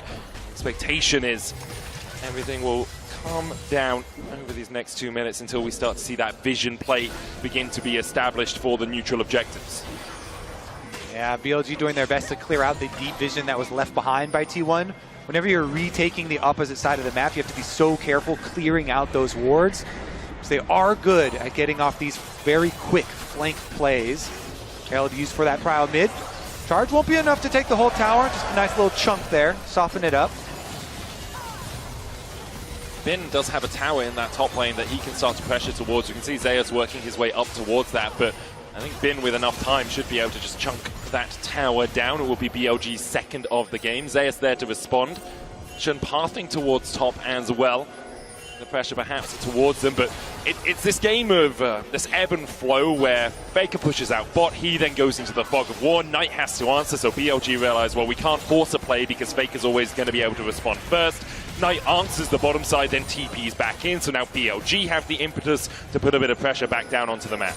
I mean, Faker recognized the TP came out of mid, immediately pings back towards bot, wants to push out another wave, says someone has to come and catch this. It's Bin that's going to be forced to go back to base to head towards bot because he's the one that has his TP available. They're going to send Knight now over to the top side of the map, but the problem is you've now got your TP-less mid laner on the top side with Dragon spawning in 30 seconds. Yeah. So with the push they've been able to get on bot, Faker gets a quick base off and he's already back out onto the map. T1 are going to have set up for this Dragon, and I feel like BLG's just going to force to concede it. Yeah, BLG, they need to open up the map more so they can start to make use of some split pushing and some Kai'Sa ultimate follow-ups. And so they do have everybody hovering on top side. They were thinking about trying to finish off that outer tower.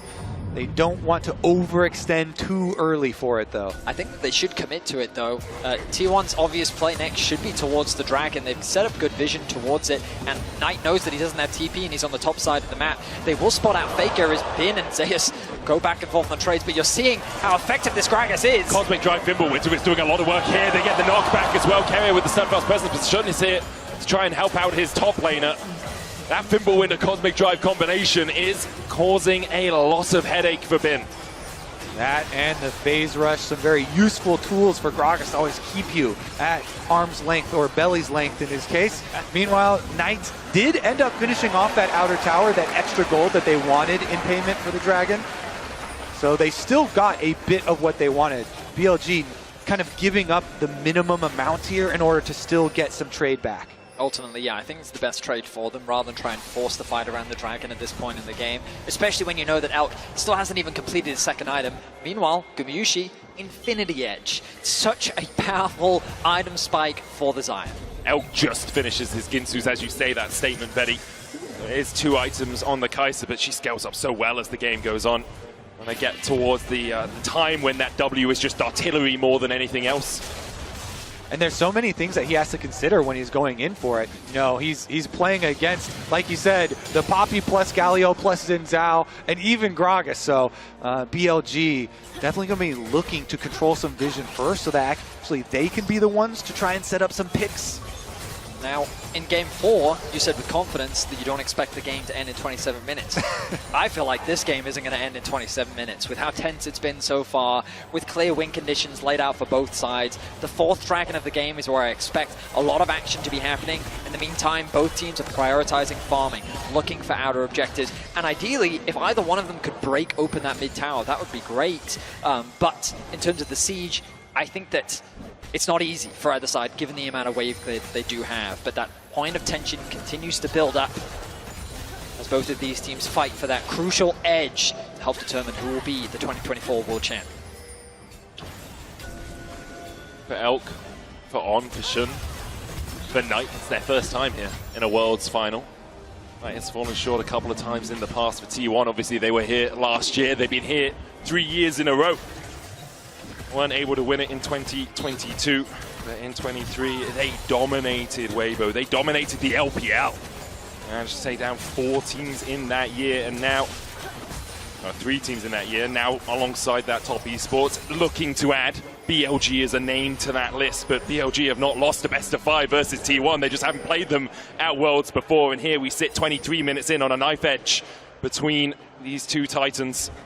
Reminder how close BLG was without Knight. The whole idea behind bringing Knight into this roster was to help push them over the edge, to give them that last bit of power needed to get them to where they are today. They've ultimately built this roster to get to this point against, as Azael said on the desk, possibly the greatest roster that League has ever seen in history with their continued international dominance. Meanwhile, the T1 roster here. Legends already with making 3 World Finals in a row, looking to win 2 back-to-back. And we get the side lanes traded. Jax on bottom side, Galio on the top side. Mid lane waves traded back and forth as we just build and build to this crescendo of pressure in our final game of the year. It's crazy that it's all come down to this. So many comfort picks on both sides. The Sunlit Sky now finished for Bin. 2 items finished for him. Junglers starved of gold a little bit, as we often see at the highest level. If they could secure that second item ahead of this crucial fight, that would be absolutely huge. Both now fighting for vision. Resets come through for Zeus. He's making his way back out onto the map. Has the arm guard, a crucial pickup, providing a little bit more durability and just time-wasting potential in the upcoming team fight. Dragon a minute away. We get ever closer to that crucial objective. Arm guard also finished for Knight. The bot wave pushed in. Elk not yet completed that Nash's Tooth, meaning he's not quite at the point of that consistent poke that we often see from the Kai'Sa. He's almost there. Has the blasting wand, has an amp tome as well. Gumayusi on the other side, sitting on a Zeal alongside his IE and the Essence Reaver. It feels like one of those games where a single fight's going to decide it, you know? As soon as a team starts snowballing, it's a Drake into a Baron, into a few towers, into a gold explosion. And I think that's why we see both teams so tentative about making that play. Obviously, no neutrals really up apart from the Baron for them to fight over right now, but there's a lot of this bouncing waves back and forth without really finding purchase. And the first step before T1 can go take this dragon is they have to secure vision on the Baron. Because of the Rage Blade being completed for Kai'Sa, you can actually burn through Barons and neutral objectives very quickly. And so that's why we just saw these last like 30 seconds, 40 seconds of T1 really trying to make sure that they will have an early alert system if BLG try and do a cross-map play on them. Then ticking over to level 15. Zeus sticking around very deep in the bot lane because he's got full information as to where all 4 of the members of BLG are. Poke back and forth over the control wards, but the vision will be denied from T1. Critical defense of their vision here from BLG. And then T1 immediately fight back. They reclaim control over that space. Control ward still sitting in the inventory of Carrier, but crucially, none left for BLG. I'm sure On would love to get a quick reset off, but I don't know if he's going to be given the time to do so. Pings coming down from the side of T1 of the bot side jungle. Zeus finds On, Shadowing Strike going in, the crash down as well. Bin looking for the follow-up here onto Zeus, the hero's entrance, and On just oversteps. Gumayusi sends him back to the fountain, and now BLG have to play a 4v5 if they want to try and contest. I think their decision will be not to. They'll just back away, clear out their own jungle, but On went in on Zeus, and T1 immediately collapsed. Again, T1, they're so confident, and we're like, they've got the Gallia ult to back them up. Zeus is very tanky. They were not worried for a second during that pick. On definitely bit off way more than he could chew, and that is a 100% sacrifice of the dragon, of the objective. Critically, it is just putting T1 to that soul point and not breaking the game quite yet. Gumayusi picking up the Phantom Dancer, immediately swapping it over for the Navori Flicker Blade. Help securing that kill, giving him a nice injection of gold. You can hear the support from T1 from the crowd. The BLG supporters ever present in the arena as well. You have to believe that T1 are very confident in their team fight and their strong setup here. I mean, why wouldn't you with how strong Gumayusi is? And so that's why maybe you see BLG wanting to rush into some picks whenever they see anyone, because they do kind of feel that unspoken mounting pressure facing them. You can feel as well, just kind of on the map, how T1 is slowly but surely beginning to gain more control. BLG feels like that they're being pushed back even further onto their side of the map. And T1 remaining calm. Of course, this game is far from over just yet. That deciding fight is yet to happen. All summoner spells are available for everyone on the Rift, TPs included. The next dragon still a ways away after T1 secured that mid-tier 1 from BLG. The Baron becomes a very scary point of contention for both sides. How exciting is it that our entire year of professional League of Legends is going to be condensed down to presumably a big fight now to break open the entire series and determine the world champion. It's just absurd, and for the players down there as well, that weight on your shoulders. I'm nervous, and I'm not even playing. It's just monumental. It's not just you, it's not just your team, it's your fans, it's your family, it's your region that have supported you through thick and thin. And Ona, very close here. Pressure on you, Shadowing Strike going wide. Shun tries to dash across the wall, but immediately he's locked up, goes in with the Cataclysm. Gumayushi pops the Feather Storm. Owner looking to re-engage onto Shun down to half HP. Bin gets onto the back line. Gumayushi cleanses away, but Bin has already put him in the dirt. Kevy is next up. BLG find 2, T1 able to back away for the moment, but the TP behind by Bin as he looks for a little bit more. Oh, they go back in! Faker flashes in, and down goes Knight! Once again, when you need someone, when you need anyone to stand up and show just what this game's all about, it's Faker!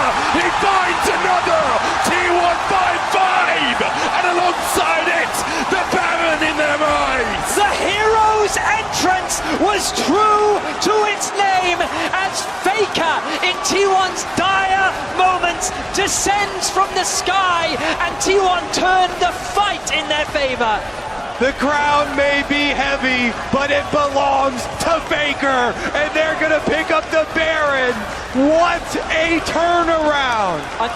PLG had started out so well. They killed Gumayushi. They had them on the run, but the turn from T1 was better. The flank that comes in from Bin to follow up the engage from Jun, and crucially you're gonna see a charm come through from Knight that forces Gumayushi's flash. You think that the combination between Knight and Bin is enough. Taking out Gumayushi should have been the key. So look, the ultimate comes in from Shun onto Gumayushi. He's gonna ulti because he has no choice, he has to in this situation, and then the charm from Knight there forces the flash from Gumayushi. Bin sees the angle, so he flashes, sidesteps the knockback, and he's able to work with ult to get the kill. And at this point you think the fight is over. Exactly, then they're on the chase. Knight goes, he just barely doesn't have the range on his charm onto Owner, and they're teleporting for the pincer, but just as they're teleporting and Bin has to walk back to the fight, that's when T1 turned. Such fantastic play and such confidence. The TP, the awareness from T1 to realize that that TP was a mistake, and then to create the collapse to turn it in their favor. Unbelievable turnaround from T1. Teleport, the 4-second channel time, and T1 strike. Wait a second, topside, Zeus under fire! Zeus caught out, killer instinct in by Elk. BLG collapsing, 4 members strong, the hero's entrance. Oh, Zeus! Faker joins the fight! Elk with the stopwatch, Faker in the middle of them all, and it seems like death may have arrived, and his name is Faker! He's here for your lives! The rest of T1 begin his collapse. Faker's gonna fall as he pulls the stopwatch, manages to buy himself a second. Owner here to save his mid laner once again, and Faker still stands! He has ascended! He stands above it all! And he looks hungrily at that world's trophy! The unkillable Demon King! Unkillable one more time! Unbelievable once more! How does he keep doing it? I mean, with the Baron buff, 4 members dead, it's only Knight left to defend his base. His crumbling kingdom at the hands of T1. An inhibitor will fall, and T1 set their sights on the Nexus. Knight goes in with the Spirit Rush, lands the charm as well. The first Nexus tower's fallen, and T1 are just looking for the prize. They're hungry for it. T1 are the past, the present, and the future. A new era, the same empire. T1 are your 2024 World Champions.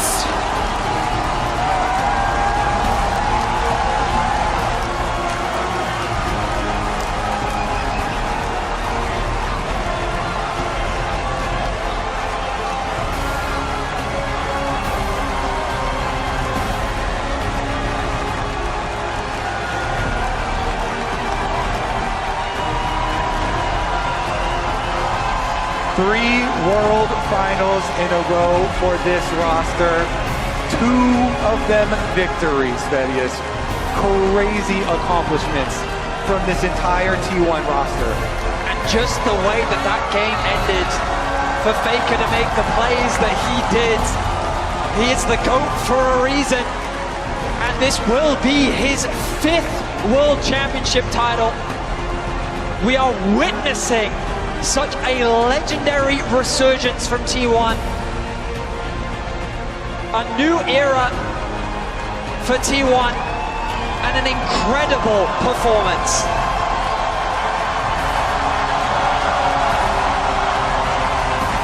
Please keep that roster together again. That right there is a new T1 dynasty. Heartbreaking for BLG to be so close. In the end, Faker said it best, you've got to prove it. That's what you like when you face T1, when you face the best in the world, the defending champs, you've got to prove it. And today it was T1 that proved it. A trophy ceremony presented by Mercedes-Benz, and they will hoist the Summoners Cup. I can't think of 5 players that deserve it more. From 4th seed in the LCK, 1 game away from not even qualifying to the World Championship, to making it all the way to the final, a full 5-game banger. They will lift the Summoners Cup once more. Oh, those steps must feel so sweet. A 5-game banger, as you say, Betty. T1 take to the main stage, and they deserve every accolade that is bandied towards them. It's back-to-back. London, Europe, the world, give it up. It's T1, your 2024 world champions once more.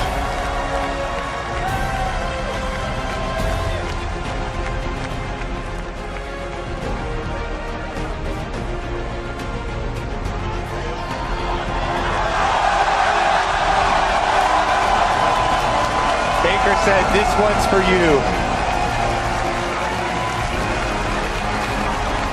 I think it's a little bit for them as well. A little bit.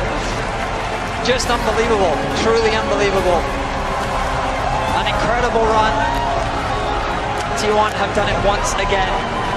BLG were an incredible rival and opponent, and they pushed them to the very brink.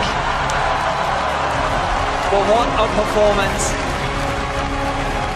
T1's 5th World Championship, and they will raise that cup once more.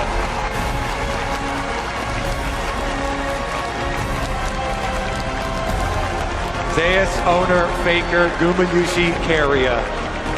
Remember the names, legends, all of them.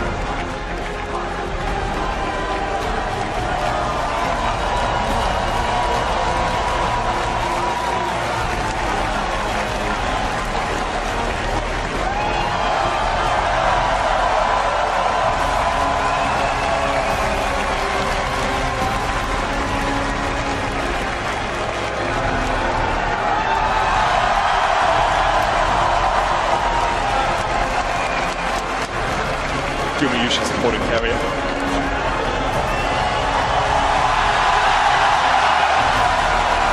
He transcends League, he transcends esports. Faker is one of a kind, to say the least, as he raises that trophy for the 5th time.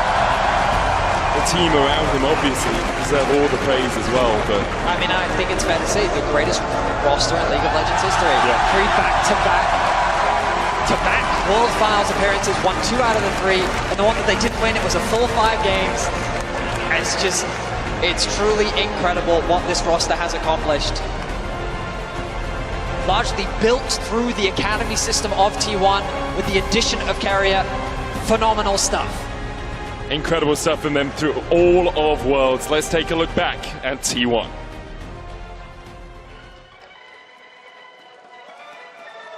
챔피언으로 참가했고 챔피언으로 떠날 계획입니다.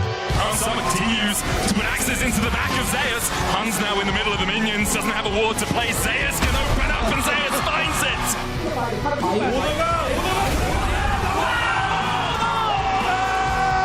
D1 may have limped through summer, but this is Worlds, and they are here to stay. T1 again managed to find a favorable fight, but Faker's not done! Faker! He gets the double! That was insane footwork from the Rakan! T1 refused to lose a best of 5 to the LPL, and they move on to the semifinals. 수비 선수, 미래를 원한다면 증명하세요. Under Faker, the knock-up, and he's dead! And it's Gumayushi taking matters into his own hands. The spears go wide and the poppy goes down. And Gen G for the last 2 years have been the kings of Korea, but we know the world is T1's home ground. The reigning world champions will return to defend their title. title versus BLG now. Ladies and gentlemen and everyone else, it is our divine privilege to bring you the World's Finals. It's just a bloody brilliant re-engage, isn't it, from T1? As Faker is not of this earth, he finds the engage, he finds everything T1 were looking for. T1 are the past, the present, and the future. A new era, the same empire.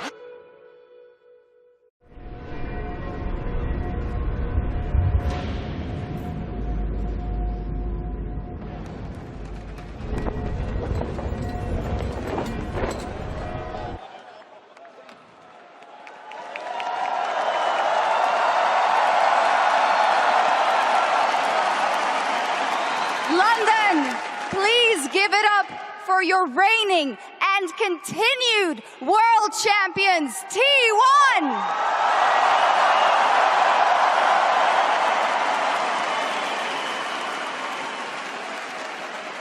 We have Ji-sun here with us to help with the translations as we continue on. And also a quick note, Zeus will be joining us very, very shortly, but we do have Chris Greeley here to celebrate T1 as well, the global head of LoL Esports. Thank you, Shax. What a series that was. Congratulations, T1, our 2024 World Champions. We are beyond excited to crown you as this year's champions and welcome you to the legacy of greatness. 2024 월드 챔피언십 우승을 다시 한번 정말 축하드립니다. 이 자리에서 함께 여러분들의 위대한 유산을 이루어내는 시간을 함께 보낼 수 있게 돼서 정말 큰 영광입니다. Your journey throughout the season and the tournament was nothing short of incredible. It was a joy to watch you rise to the top and claim your victory. You have made your fans, all of these fans, and the LCK very proud.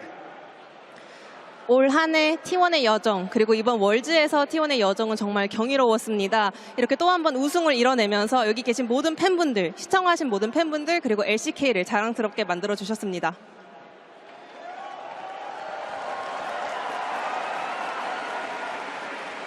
To celebrate this outstanding achievement, you will each be awarded one of these beautiful championship rings, handcrafted and presented courtesy of Mercedes-Benz.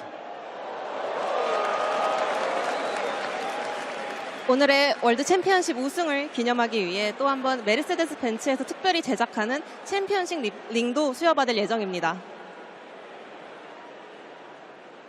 I also want to take a moment to thank the City of London for being such gracious hosts to us. Yeah, that's right. Your hospitality has made this event unforgettable. And of course, a huge thanks to all of the fans who joined us here in person, as well as everyone watching from around the world. Your passion and excitement have made these worlds truly special, so thank you all.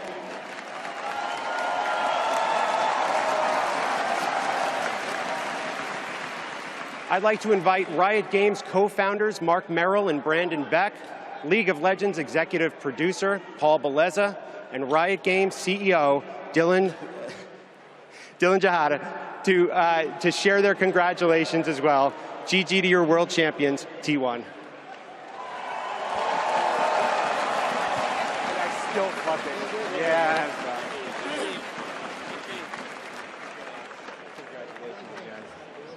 Oh, hello. Congratulations. Congratulations. Thank you. Congratulations. Congratulations. Congratulations. Congratulations. Congratulations.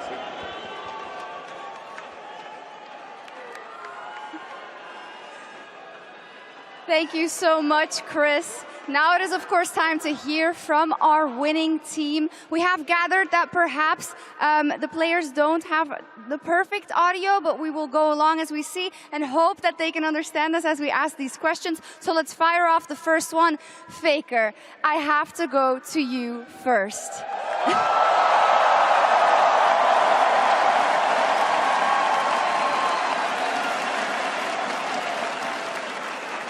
In in 2013, you won your very first world title.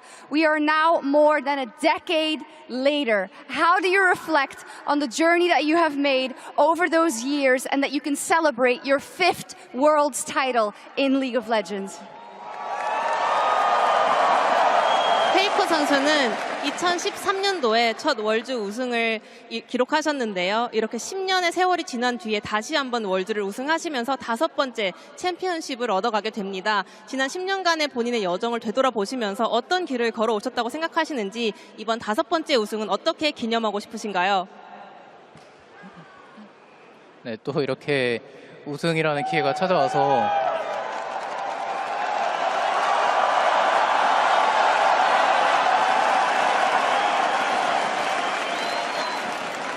네, 우승을 할 수 있게 돼서 정말 너무 기쁘고 또 여러분들 앞에서 이렇게 우승할 수 있어서 너무 좋고요.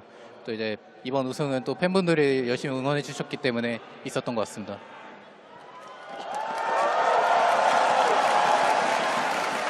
I am very happy to be able to lift up the trophy in front of you guys, and this 5th title was possible thanks to all the support from my fans.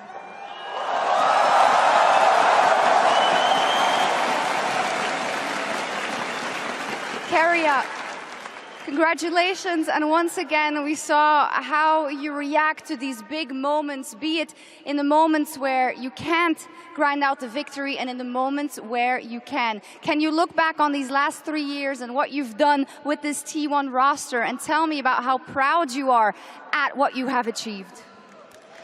캐리어 선수 그리고 또 한 번 굉장히 주요한 순간마다 멋진 플레이를 보여주셨습니다. 지난 T1과 함께한 3년의 시간을 되돌아보면 이겼을 때도 있었고요. 졌을 때도 있는데요. 이제 오늘 우승과 함께 지난 세월을 되돌아봤을 때 팀원들과 어떤 멋진 길을 걸어왔다고 생각하시나요? 일단 T1에 오고 나서 좋은 팀원분들과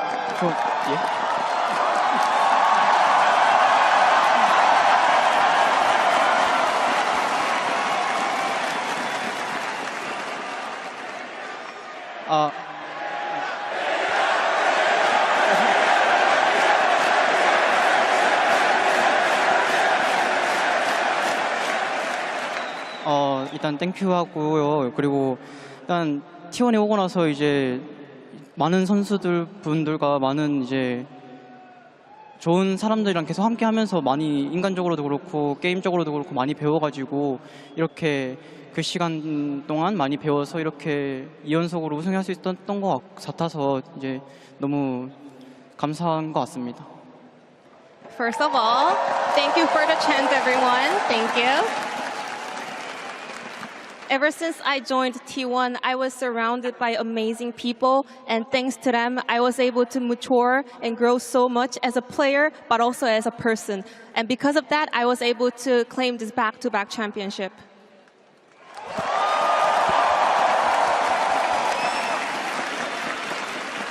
As a follow-up to Keria, in 2022, you said you wanted to win.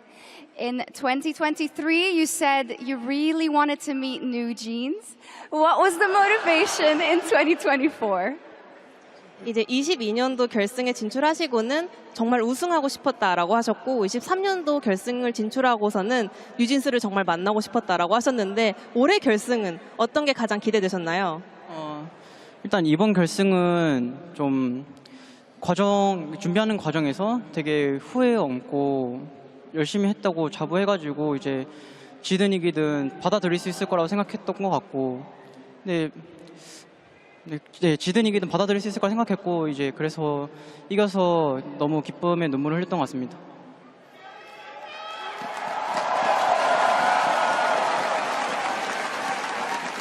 Looking back at the journey we had throughout Worlds this year, I am extremely proud of the path that we were walking on. So I was thinking to myself, regardless of the outcome, I will be just really happy and proud of ourselves. And I am very grateful that I managed to win this back-to-back title. So I was in tears.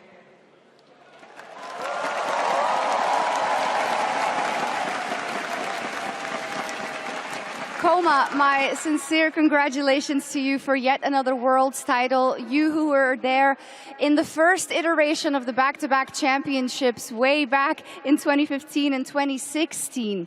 How do you look back on this run with the team after you came back to coach T1 after 7 years?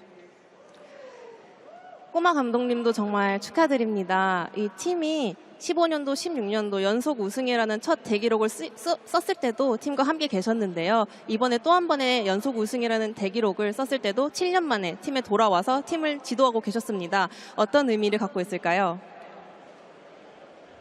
그 7년이라는 시간을 이제 날짜로 조금 해보니까 정말 긴 시간이었더라고요. 정말 그동안 이제 우여곡절도 되게 많았었는데, 이렇게 다시 T1으로 돌아오고 너무나 좋은 선수들과 너무 이제 스태프들, 진짜 항상 뒤에서 아낌없이 지원해주는 뭐 프론트 분들 이런 분들을 다 만난 게 그냥 너무 운이 좋은 사람이라고 좀 생각하고 있어요. 그리고 마지막까지 항상 또 응원해주신 팬분들에게도 너무 감사드립니다. 그냥 감사한 마음밖에 없는 것 같습니다. 감사합니다. I converted 7 years to days, and yes, it is a very long time. And yeah, I was very amazed that after such a long time, I had a lot of ups and downs, but I found my home back in T1, and I was able to find another huge success. I think it's because of the great players and talented players that we have, but also the staff members who supports us as much as possible, and thanks to them I was able to, and the team was able to accomplish this greatness all together. So all I can say is thank you. I am very beyond grateful right now.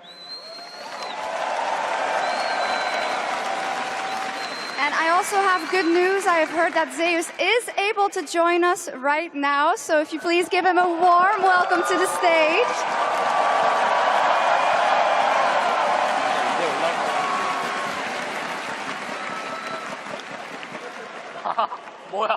Zeus, are you okay? 괜찮으신가요, 제우스 선수? 네, 좋아요. 좋아졌어요. Very good, very good. Much better. Much better. I'm glad you. When it comes to this game 5, Zeus, you counterpicked Bin's Jax, and I know that in your career there have been moments where people have counterpicked you and it didn't end up so well. So talk to me about the confidence you must have had going into this game 5 to secure T1 the championship.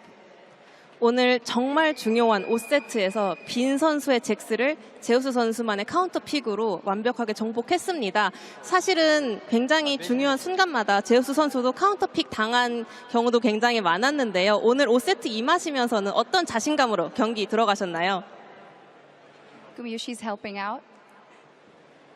일단 빈 선수가 잭스를 워낙 잘해서 견제를 많이 되긴 했지만 제가 그라가스를 하면은 제가 더 잘할 수 있고 그리고 충분히 카운터 칠 수 있다고 생각해서 자신 있게 뽑았던 것 같고요. 그리고 네 그런 것 같습니다.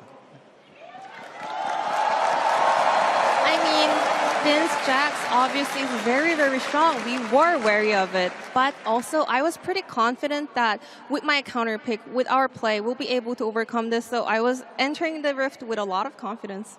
Yes, we definitely saw it. Owner, you have been a pillar for the team this year when it wasn't always going so well for T1. How do you reflect on all the work you have done for T1 and the work you have contributed in this phase of your career to the 2 Worlds victories that T1 was able to book? 오너 선수 그리고 올 한 해 T1의 조금 흐름을 돌이켜 보자면 힘들 때도 오너 선수가 언제나 단단한 기둥처럼 팀을 밑받침해주는 역할을 많이 해오신 것 같습니다. 지난 2년간 T1의 2연속 월드 챔피언십 우승의 여정을 돌이켜 볼 때 오너 선수가 팀에 어떤 그런 승리에 기여를 했다고 하시는지 지난 여정을 어떻게 좀 감상하시나요? 네. 어쨌든 2년 동안 저희가 이렇게 우승을 했기 때문에 굉장히 많이 기여를 했다고 생각하고요. 그리고 또 이렇게 좋은 선수들과 함께 할 수 있는 거에 대해서 너무나 좋게 생각하고 있어서 그래서 좋은 결과까지 나오는 것 같고 또 그리고 저희가 힘들 때나 좋을 때나 언제나 저희 T1을 응원해주신 팬분들이 너무나 많다고 생각이 들어서 그 팬분들 덕분에 저희가 안 좋은 상황에도 불구하고 좀 잘할 수 있는 동기부여가 되는 것 같아서 팬분들한테 너무나 감사하다는 말씀 좀 드리고 싶습니다.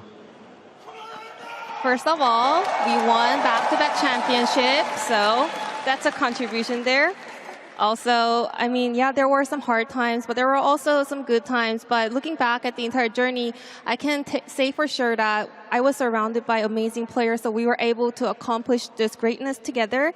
Also, sometimes there were moments where the hardships were getting us, but thanks to the support from the fans, we were able to overcome it, and you guys are my biggest motivations.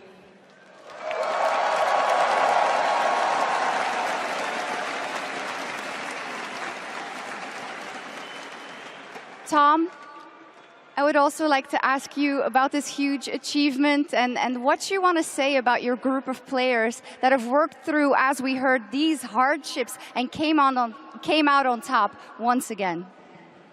톰 코치님께 여쭤보고 싶습니다. 정말 올 한 해도 여러 가지 역경을 딛고 산전수전 다 같이 함께한 동고동락한 우리 선수분들께 해주고 싶은 말씀이 있을까요?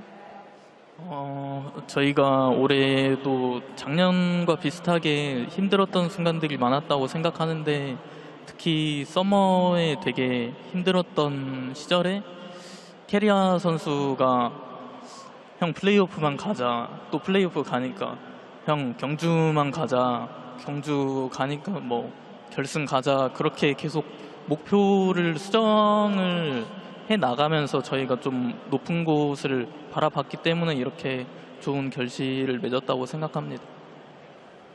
I feel like it was pretty similar to last year. We were going through a lot of thick and thins, but especially this summer was very rough for T1. And then one day, Carrie came and talked to me. Well, let's just make it to the playoffs and we'll see. And then we made it to the playoffs and he was like, let's just make it to the road show, you know, let's just go to Gyeongju, the host city of LCK finals. And then we made it to the road show. And then he was like, let's just make it to the finals. We kept on adjusting our goals and somehow we were able to make it up so far up here and we accomplished it. Amazing.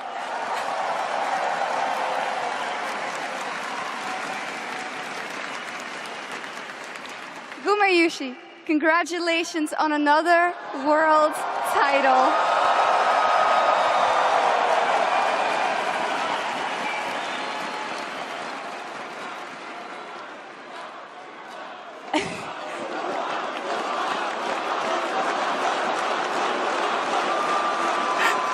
Now, Guma, Ruler, Uzi, Bang, Deft, all names that have so much meaning in our scene that I think you should be named in the same sentence as. Where do you see yourself amongst these heroes of the role you play with what you have achieved? 또 하나의 월드 챔피언십 우승 타이틀을 얻게 되신 것 정말 축하드립니다. 위대한 원거리 딜러 선수들을 돌이켜봤을 때 항상 거론되는 우지 선수, 룰러 선수, 뱅 선수, 데프트 선수가 있는데요. 이제 오늘의 우승과 함께 더불어 이제 구마요시 선수도 그들과 어깨를 나란히 할 수 있다고 생각합니다. 구마요시 선수 개인적으로 이런 위대한 선수들, 전설적인 선수들과 견주어 봤을 때 본인이 어느 정도까지 올라왔다고 생각하시나요?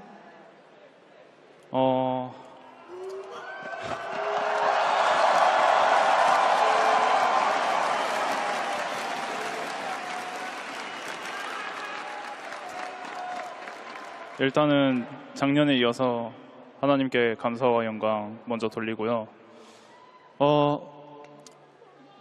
지금은 그 역대 그 최고의 선수들과 아직 비슷하다고도 말할 수 있겠지만 아직 모자랄 수 있다고 생각하고요. 하지만 제가 데뷔하기 이전부터 제 목표는 역대 최고의 원딜이 되는 거였기 때문에 언젠가 반드시 정상에 서겠습니다.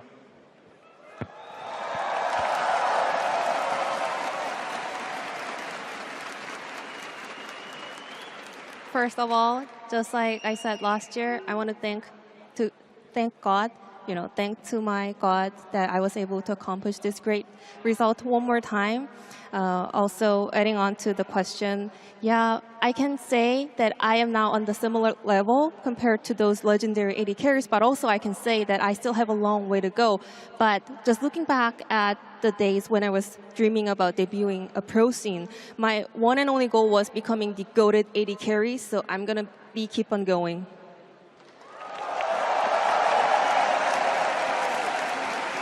And of course, we have to ask Guma, because of the croissant last week and now spending a week in England, how have you been enjoying the cuisine here in London? 그리고 지난주에는 파리에서 멋진 크로아상과 함께 파리의 여정을 마무리하셨는데 이제 런던에서 일주일 머무르셨잖아요. 런던에서 미식 생활은 좀 즐길 수 있었나요? It's good.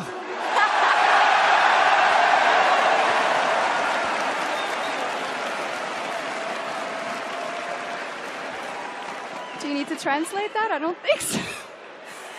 Okay, now, while you are, of course, all champions, it is now time to acknowledge the contribution of one player in particular, our Oppo Finals MVP.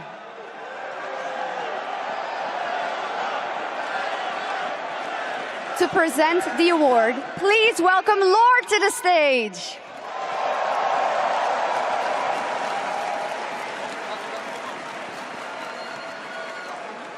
Thank you so much, Sharks. 송이 축하드립니다. Congratulations on winning Worlds yet again, and congratulations on an amazing season from you. London, once again for T1, please.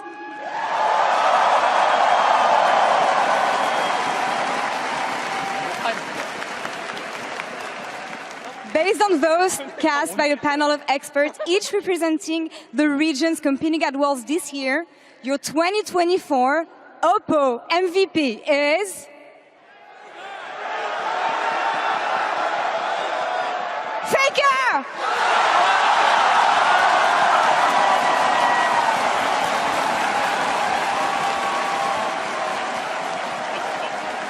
왜 이렇게 멋있게 생겼냐?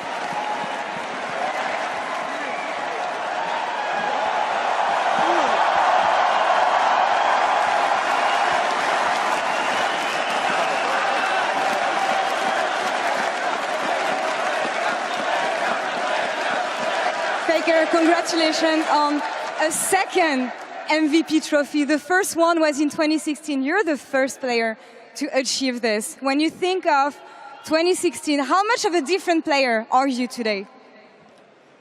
다시 한번 이렇게 결승전 MVP에 선정되신 것 축하드립니다. 16년도 이후로 두 번째인데요. 또 이렇게 두 번째 FMVP 수상하는 선수는 페이커 선수가 처음입니다. 16년도에 본인을 돌이켜 봤을 때 선수로서 얼마나 달라지셨다고 생각하시나요? 네.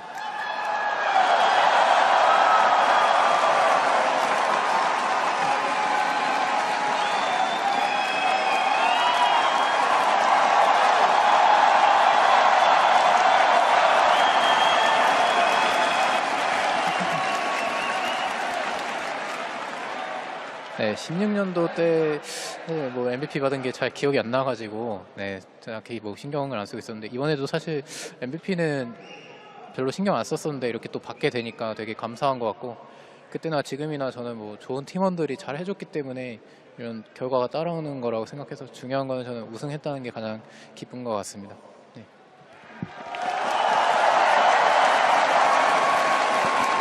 I actually could not remember that I won FMVP back in 2016. It was very vague in my memory, but same for today because I was not paying too much attention about, winning the finals MVP.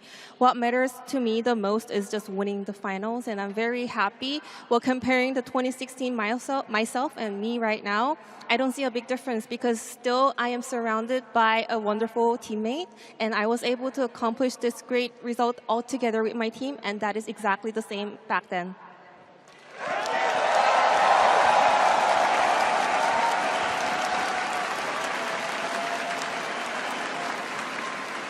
I know that you don't care about milestones. I know that you don't care about breaking records. So 11 years in, after everything you achieved, what is your motivation? What do you fight for? 또 페이커 선수는 사실은 기록도 나에게 크게 중요하지 않다. 업적을 쌓는 것 크게 중요하지 않다. 승리하는 것이 가장 중요하다라고 언제나 말씀해 주신 선수인데 이 오랜 세월 동안 활동하시면서 또 한 번의 우승, 또 한 번의 FMVP 수상을 하셨는데 여전히 본인에게 가장 큰 동기부여나 동력은 무엇인가요? 일단 뭐 가장 큰 동기부여는 저는 이제 팬분들이 또 저를 보고 또 긍정적인 에너지를 많이 얻어 가셨으면 하는 마음이 항상 큰 것 같고요. 그래서 계속해서 열심히 준비하고 스스로 굉장히 의미 있다고 생각하는 결과를 만들 수 있는 것 같습니다.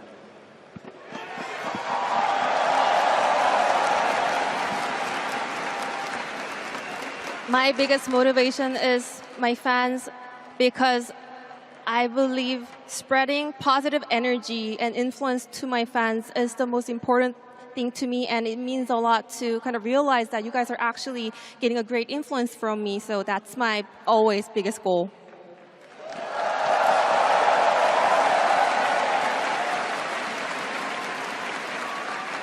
Now, last question that I have for you. 11 years ago, you were winning your first world title. When you think about the person you were back then, if you were to send a message to this young boy who was about to win his very first world championship, now that you have 5 stars on your jersey, what would you tell yourself? 11년 전 13년도에 첫 월드 우승을 하셨고 정말 또 오랜 세월이 지나서 다시 이 자리에 와서 또 한 번의 우승을 이루어내셨습니다. 그 시절의 어린 소년 페이커 선수가 막 월드 우승을 하려고 했을 때를 지금 바라볼 수 있다면 어떤 감정이 들 것 같으신지, 이제는 정말 엄청난 경력을 쌓으셨고 5번째 별을 유니폼에 달 수 있게 되었습니다. 그 어린 페이커 선수에게 하고 싶은 말씀이 있을까요? 뭐 즐기라고 하고 싶습니다. Go ahead and have fun.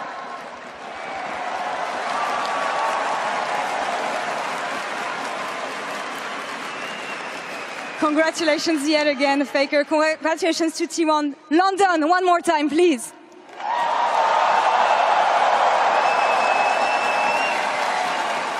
Now, before our champions lift the trophy one more time, I'd like to take a moment to acknowledge all of those who made Worlds 2024 the incredible event we've lived and breathed over the last 6 weeks.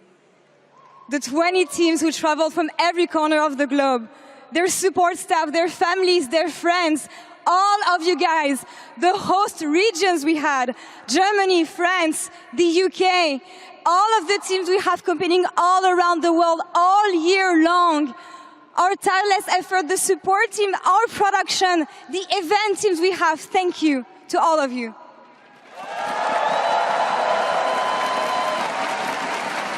And of course, last but most importantly, the millions of League of Legends players and fans around the world whose love, dedication, and passion for this game has built this community over the past 15 years.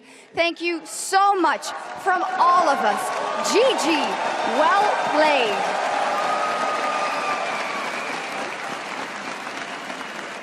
We love you. And now, one last roaring time for T1 as they lift the trophy again as your 2024 League of Legends World Champions.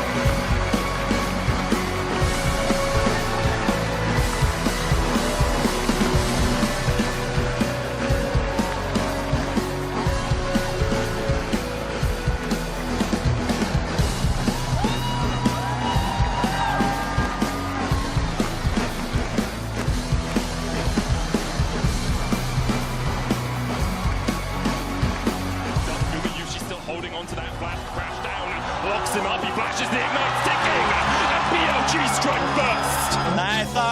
T1 decision right now. Do they just let Faker farm turret plays? Already they've locked up T1 in the middle of the meat grinder, and one has gone down. Zeus falls. Faker getting chased out as well, and Bin's flashing forward. Gumayushi now slowed by the Ash, and you can't escape the quiver of First Blood again. The Scuttle Crab will go across. On goes in with the quickness, knockback with the pressing guard as well. Call of the board not coming down, and the dart comes in. The hostile takeover, and T1 have been able to defend Faker. They keep him alive. Faker flashes, and not can't find him. Do you want to punish Faker? Faker has flash, but the flash in from Horde into the pullback. Faker's down. Knight falling low, he gets the taunt though, and Bin's already on the rampage. Oda has to dash away. Guma didn't even get an opportunity to join up. It's full effect, steals away the Mega Inferno Bomb. Elk has to flash it. Faker takes the tower, and Elk just dies. It's hunting season for Faker in the top lane. Down with the volley. Carrier though. He will not let you escape. And he pops the locket, but he will go pop first. BLG starting to turn this one on T1's heads. They found two. As Gumayushi begins to open up. Should taken out by Tears. The equalizer does exactly that for T1 as he looks for a little bit more. Oh, they go back in. Faker flashes in once again when you need someone. When you need anyone to stand up. It's Faker. Faker's going to fall as he pops the stopwatch, manages to buy himself a second. Oda here to save his mid laner once again. And Faker still stands. He has ascended. He stands above it all. And he looks hungrily at that world's trophy. T1 of the past, the present, and the future. A new era, the same empire. T1 are your 2024 world champions.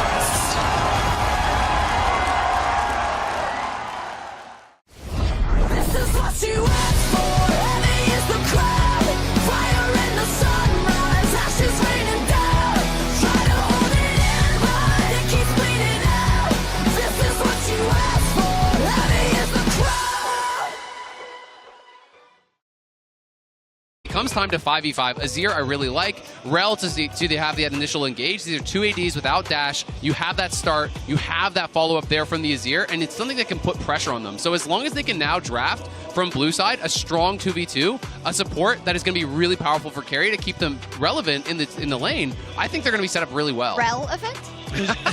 There's also an opportunity here to go for a strong mid jungle, right? You can take the Wukong here, but if you don't ban away the Sylas, I think you can go for Sylas here for Knight as well. Knight is a phenomenal Sylas player, and you set up for what could be a case of, hey, we're going to steal away some of these big ultimates, try and use that as the setup, and I think that's where you could try and play through both strengths in mid jungle and bot side. And I think now JDG have to target the supports. You have to target what you think is going to come out from Keria. They're actually thinking a very aggressive option. I was thinking when the Varus Ashe came through that it was going to be a range support. I think that is going to be coming out. Something like the Renata even, especially when you're playing against Wukong and hard engage, I think Renata can be very, very valuable. It is a great pairing alongside, what we've already seen. So I'm expecting Renata to get banned as the last ban here from JDG, or I would be kind of shocked.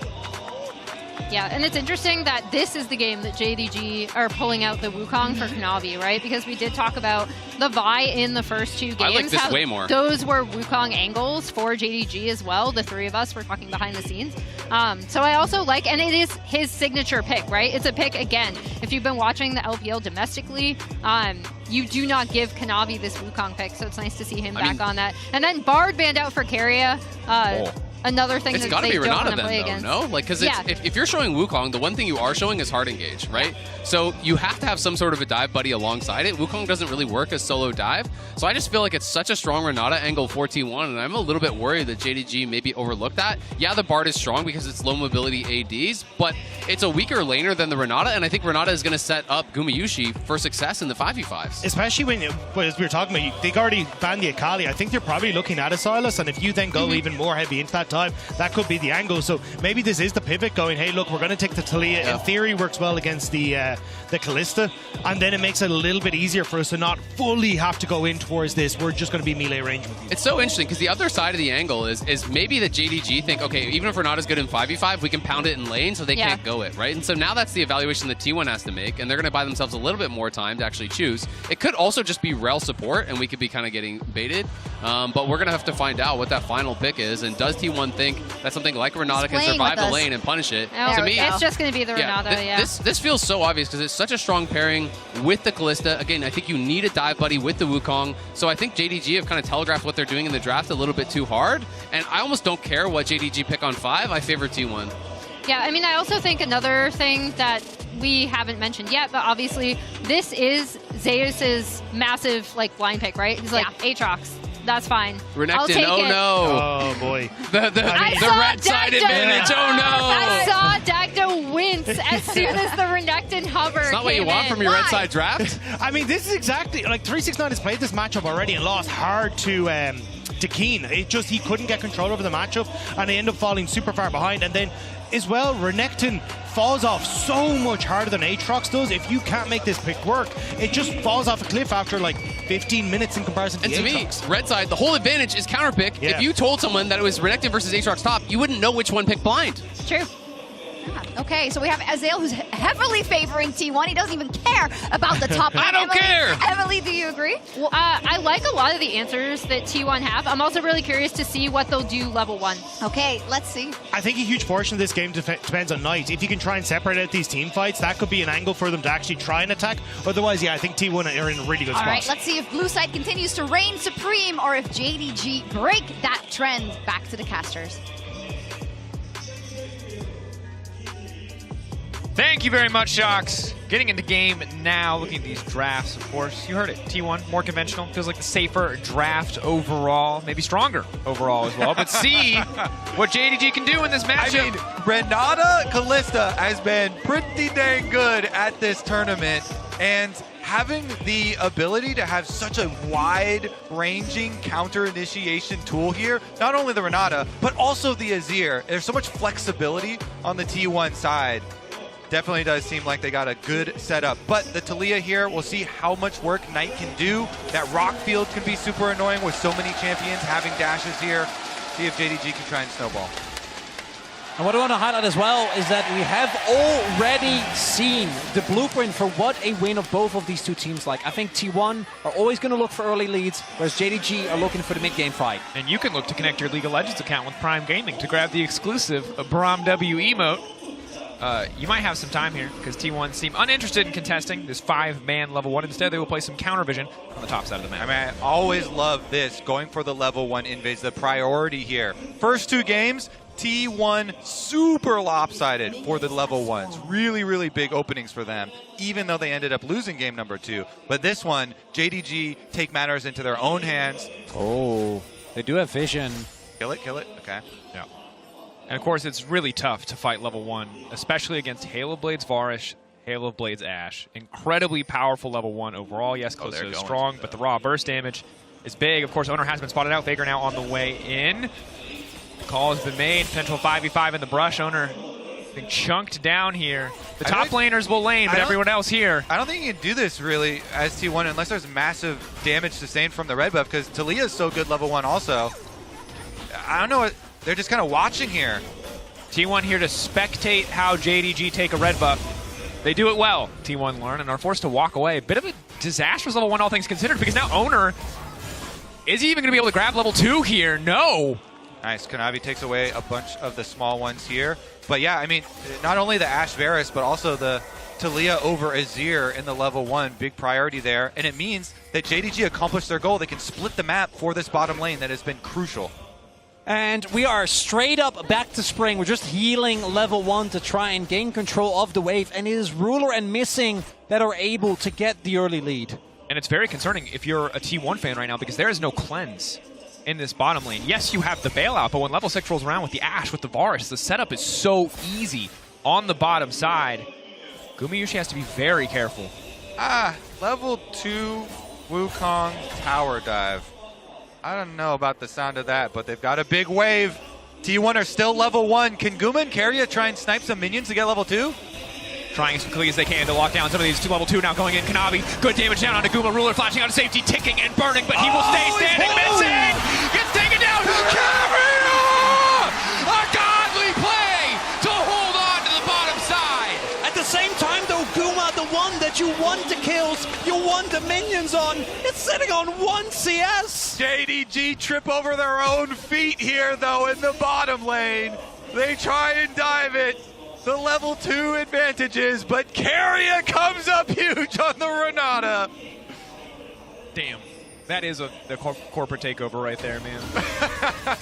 This man not allowing anybody to get through. Out of all the 4 champions in the bottom lane, if you told me Renata got the double kill, it's the least likely one for me to believe you. But that said, and he's gonna get he got all the minions at the tower afterwards too. So there's gonna be a bunch of extra experience. We're actually gonna see a support higher level than AD carry this game because of the kills, because of the big minion wave that was stacked up there. That's another thing when you're going for these early tower dives. A big part of why you do it is trying to deny those large minion waves, and Kanavi's back again. All right. Yeah, because this wave state is so doomed for T1. They need to try and fix it, but they don't know where Kanavi is. And I love this because there's nothing for him to gain on top of the map. You know Owner is going to invade that side, but unless Owner makes his way down... no flash. They gotta... Carrying no flash, and this Giant's Belt is good, but he's slowly getting chipped away. Kanavi in the area, just shadowing in case the gank does come through. Happy with this lane state for JDG. And I think the thing here is, I don't know, they don't know where Owner is. And if you do get caught up in a 3v3, can go either way. And bailouts in those situations can be really big. Now, though, after they've been able to push it out, they should be fine here. Retreat back to your Krug skill. The red side jungle camps have respawned. And here's another look at how they started it out onto Guma Yushi. And they do get him, but Keria had immediately gone over for Ruler there. Missing flashes after the second, or the extra tower auto was already in the air, so he dies even after flashing, and Keria is able to take down the kill on Varus as well, regardless of cleanse. Yep. The handshake was a bit too firm there for JDG. we're not a fan of that one. He's got a firm grip. Man's got some strong forearms. Put him in there. Man, look at the CS though. 43 for Ruler to the 16 now of Guma trying to scrape together those minion waves. Keria, of course, got a bunch of the experience from all those minions that was there, but denying them to the Kalista, to that snowballing AD Keria, definitely huge. It's also Kanavi who picks up the kill, and particularly on his Wukong, this man has been able to carry so many team fights, and him getting an early lead is going to be really big. So even though Keria was able to pick up the kills, I think you're still very happy with that play as JDG. Just means that Keria should be getting to what I assume will be a Radiant Virtue very early on. We'll see if he's able to utilize that in some of these mid-game fights that surely are going to erupt around the possible dragons. Although this first one with the tempo as it is, wouldn't be surprised if Owner is able to pick this on. They have mid lane prio, bot lane prio as well. Kanavi on the top side as well, so not much of an angle to contest on this one. JDG will know what's happening, but they're not going to burn any resources. Instead, content to give up the Chemtech. See what the soul is going to be this time around. We're going to need to wait for one more dragon at least, however. And right now, in terms of gold, JDG are sitting pretty.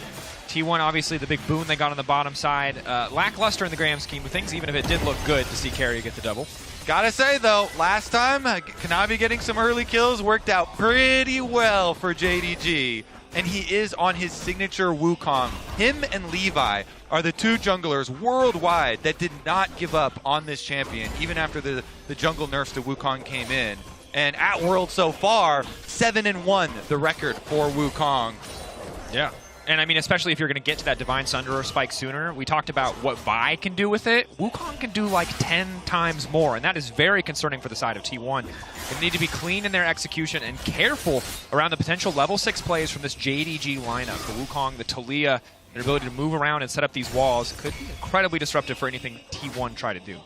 There's also, which we haven't really discussed yet, and I don't think it's as strong as it once was, but Renekton Talia is such a lethal combination when you get to the mid-game fights. And we do see that 369 in isolation has been doing a really good job of using the early power of the Renekton to keep Zeus on the back foot. And T1 haven't really shown yet that they're able to win a game where they don't get the early lead after the team fighting from JDG in game number 1. And right now, It doesn't look like T1 have found any early angles in this game outside of the Dragon specifically. Have to see what it looks like as we get closer and closer to fights. Herald spawning in 5 seconds here. For now, topside pressure in favor of JDG. See if they try to level it as Kanavi is currently clearing out the wolves. 369 going all in with the dominus here. It looks like just trying to get some pressure. Threat of the all-in not quite there yet. Forcing out the world ender from Zeus, and the flash coming out from 369, respecting the potential follow-up there on the Darkened Blade. Yeah, really good movement there from Zeus, using his ultimate with the burst of speed and the extra space there. Goes back in, forces the flash solo.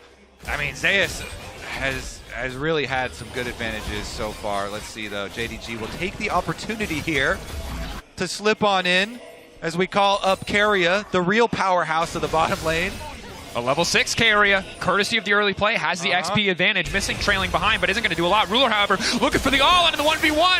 Kumuji, nice flash to get away from the piercing arrow and the 3 stacks. In the meantime, fight on the top side, 369 and Knight comboing together, catching out Faker. Kanavi getting one, and spin goes the monkey. The Cyclone coming through just in time to keep the fight going, but Zeus is not down yet. Zeus looking to fire back. JDG could be in trouble, missing out firing forward. He's got level 6, but does he have the mana? The Herald does drop in the end. Knight still standing. The flick back is clean. Living missing. He gets the kill. He gets the red buff carrier now running for his life. Flash out from Knight to safety. Still standing, ticking down, backing. Hostile takeover will not connect. Handshake will not connect. It's an absolute mess of a fight on the top side. But in the end, it is T1 that pick up the Herald. They'll get that, but outside of that, as you're saying, so many summoners being blown.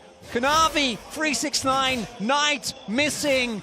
And Zeus as well, Faker as well. All these cooldowns will be down for the upcoming fight. Oh my god, it was so messy. And Keria was holding his spells for so long just for the ultimate and the handshake at the very end not to even connect there. He did pick up the kill for T1, and he picked up the Eyeball Herald, though, and he's got a bounty on his head now. 300 gold on the back of that support player. This is lore-accurate Granada that we're seeing here for Keria, bringing in all the gold for himself. But if we look at this fight, it starts off with Faker already getting blown up by that Talia and Renekton combo. And then you see the focus here onto 369 from T1 side. They do get him. As they're trying to chase him off here, Keria still holding his ultimate. They feel like they've got Kanavi dead to rights. They pop the Herald here. Owner's able to grab that one before he goes down. And then Keria can actually go pick up the eyeball even with the red buff missing in his face.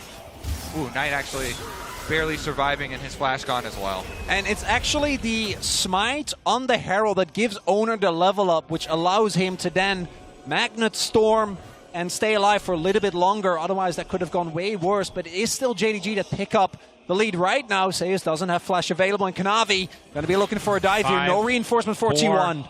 Ulti up and available for the Wukong. Waiting, buying his time. Extra healing coming in, but Zeus is going to get a chance to use it, holding on for now. But immediately 369 finding the kill. JDG a successful dive on top. All right, what is going to be the answer on the bottom side of the map? They send Rel down there, but look, JDG have already pulled their bottom lane all the way back from the tower. They had the controller in there in the jungle to see them come for the invade as well.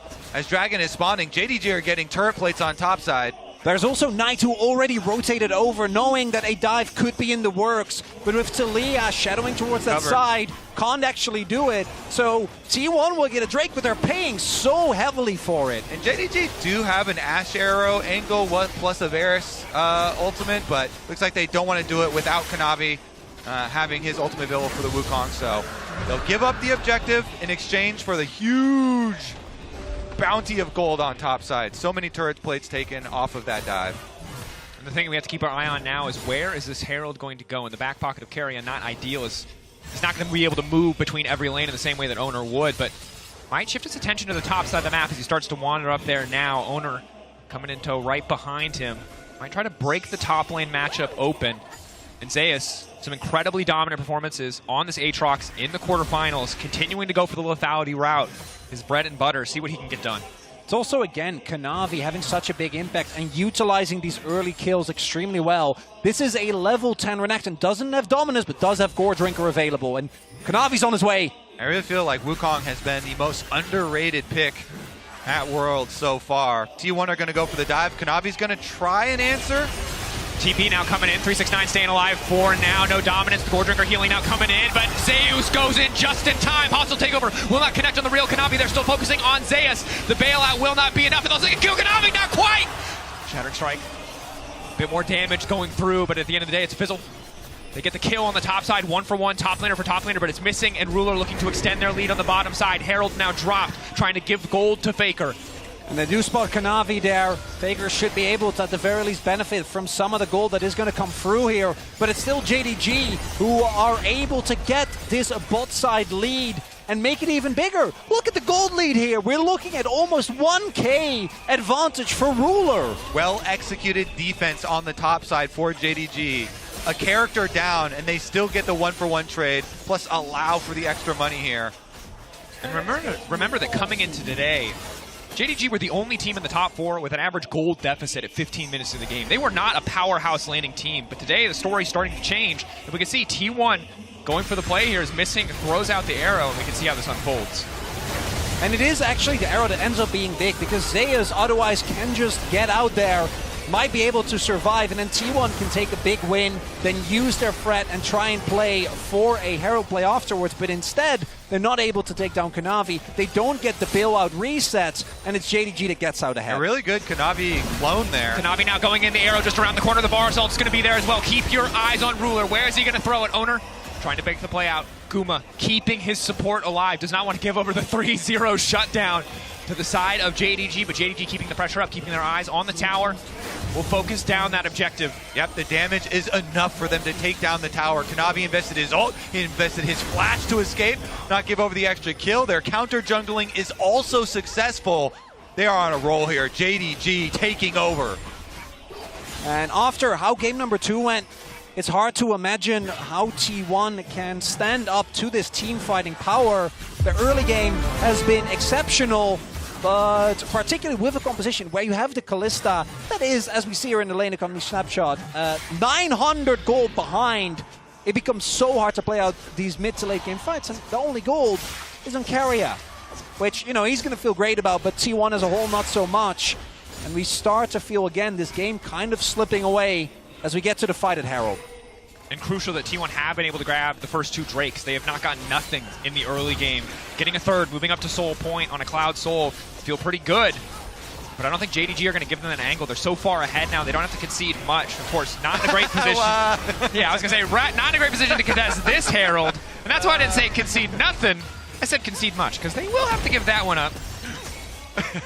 See if the same is true of the Drake, Mr. Laffy. Yeah, who's laughing when JDG come to town? Honestly, I want to see about the monkey on the top side here, because Kanavi's going for a lane gank. Was he just covering a possible play here? Because they did get Rift Herald alert, so they know, and it's kind of just allowing for the possible play here to counter. As Ruler snipes the, snipes the scuttle away from Owner, not able to pick that one up. That actually is going to be really big because in 40 seconds, T1 have a basically must-win fight where they set themselves up for Soul Point. It allows you to play towards the top half of the map with much more freedom, allows you to give up maybe a dragon so that Zeus can get an inner and get back in a position where he can actually threaten the backline of JDG. We'll see if T1 is able to get the fighter, because if you look at the cooldowns that are available on JDG, it becomes really, really hard to consistently lock someone down, even with the power that Rel has. I want to see, since T1 have been able to get early access into the river here, Renata can shine. If you get an ultimate, you can cover either one of these entrances into the river, and JDG right now are funneling on through. They're going to be forced into one of these kind of confined areas. Ruler zoned away from this choke point here, has a bit of vision just to spot out the T1 lineup. T1 now trying to take control of the mid lane. JDG have pushed in through the bottom lane. Zeus clearing that wave out, but the poke from Ruler are going to start to hurt if they take too long. Need to pick their moment aggressively. JDG now, again, moving in, fighting slowly, diligently. Eyes on Keria, eyes on the hostile takeover to maybe be the difference maker in this fight. Zeus on the flank, Faker over the wall. Objective getting lower and lower. The Weaver's Wall coming out, isolating Owner. Might go for the 50-50, but it's absolutely Psycho flashes over the arrow. Faker goes in! It's incredibly clean. JDG with the counter punch. Can they get anything back? Ruler untouched on the backside. Dragon still standing, but Owner will take that away too. My God!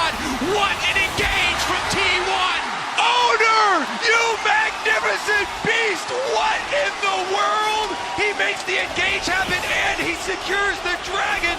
T1.